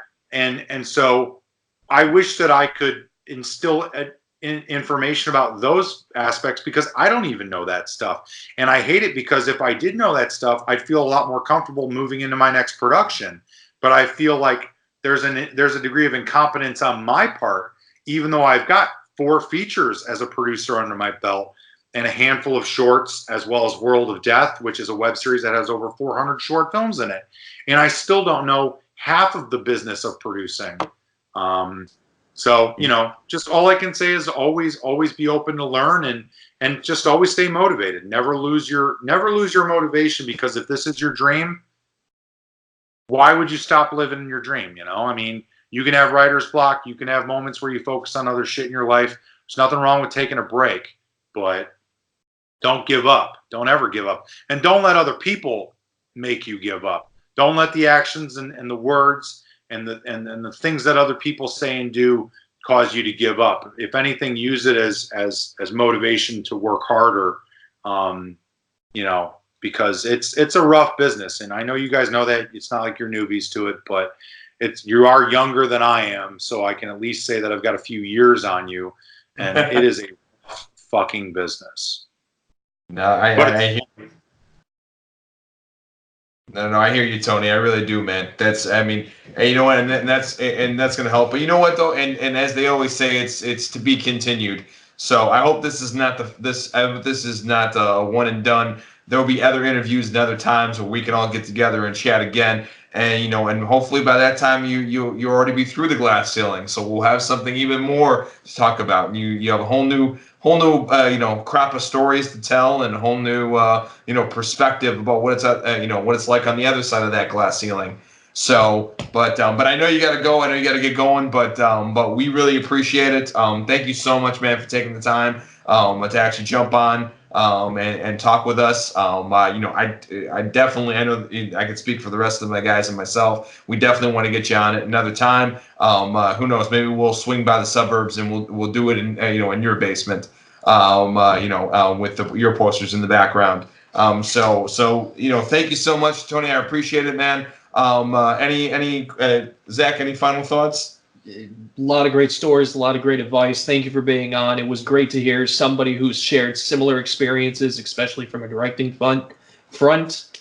And, just repeating a lot of things we've told our audiences in our past podcasts. Like, this was a great interview. Thank you for coming on. Thank you for sharing all your stories. This was phenomenal. And yeah, squirrels. Brandon. What Zach said. Thank you for being here.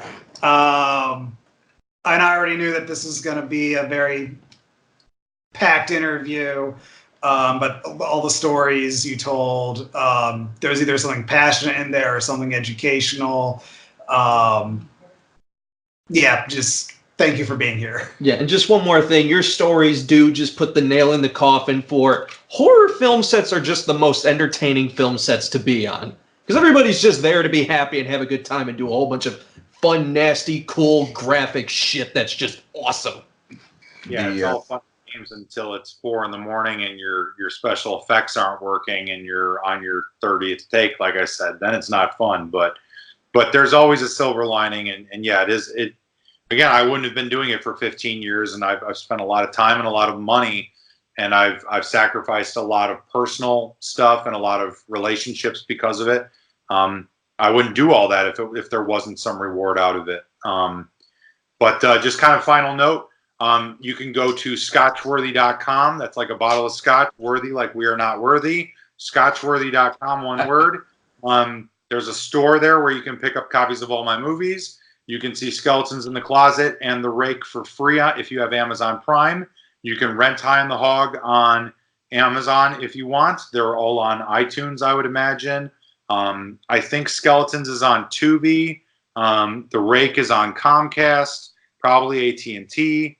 But, if you want to support an independent filmmaker, go to the website, pick up a physical copy. I'll autograph it for you. You want me to kiss it with some lipstick? I'll borrow some from my fiance and I'll fucking do that. I don't. But again, scotchworthy.com, and feel free to find me on social media. I'm on Facebook as Tony Wash. Scotchworthy Productions is on there. Skeletons in the Closet's on there. And I'm on Instagram as Scotchworthy. And connect with me. I'm always happy to talk filmmaking. I'm always happy to bullshit horror. I'd love to get on other podcasts and promote our stuff. And I'm always happy to help with advice, and work on stuff. So I want somebody to fucking hire me to direct their next movie or to produce their next movie. Where are all the people that have to hire me? So, check me out, find me. Let's do it. Fair enough. Tony, here's to another 10 years, man. I hope we're still working and still grinding away 10 years later. So you have a good evening, sir. And we'll talk soon, man. Thank you. Thanks, guys. All right. Take care, man. Thanks. Hey, that was a great interview. I appreciate it. Of course, please like, share, and subscribe. Tell all your brothers, sisters, and uncles, best friends all about our channel. Brandon, where can they find us? YouTube, Facebook, Instagram, all at Midwest Horror Network. And were we finally all at Midwest Horror Network? Yes. Thank God. All right, everybody. Thank you so much, and we'll see you soon.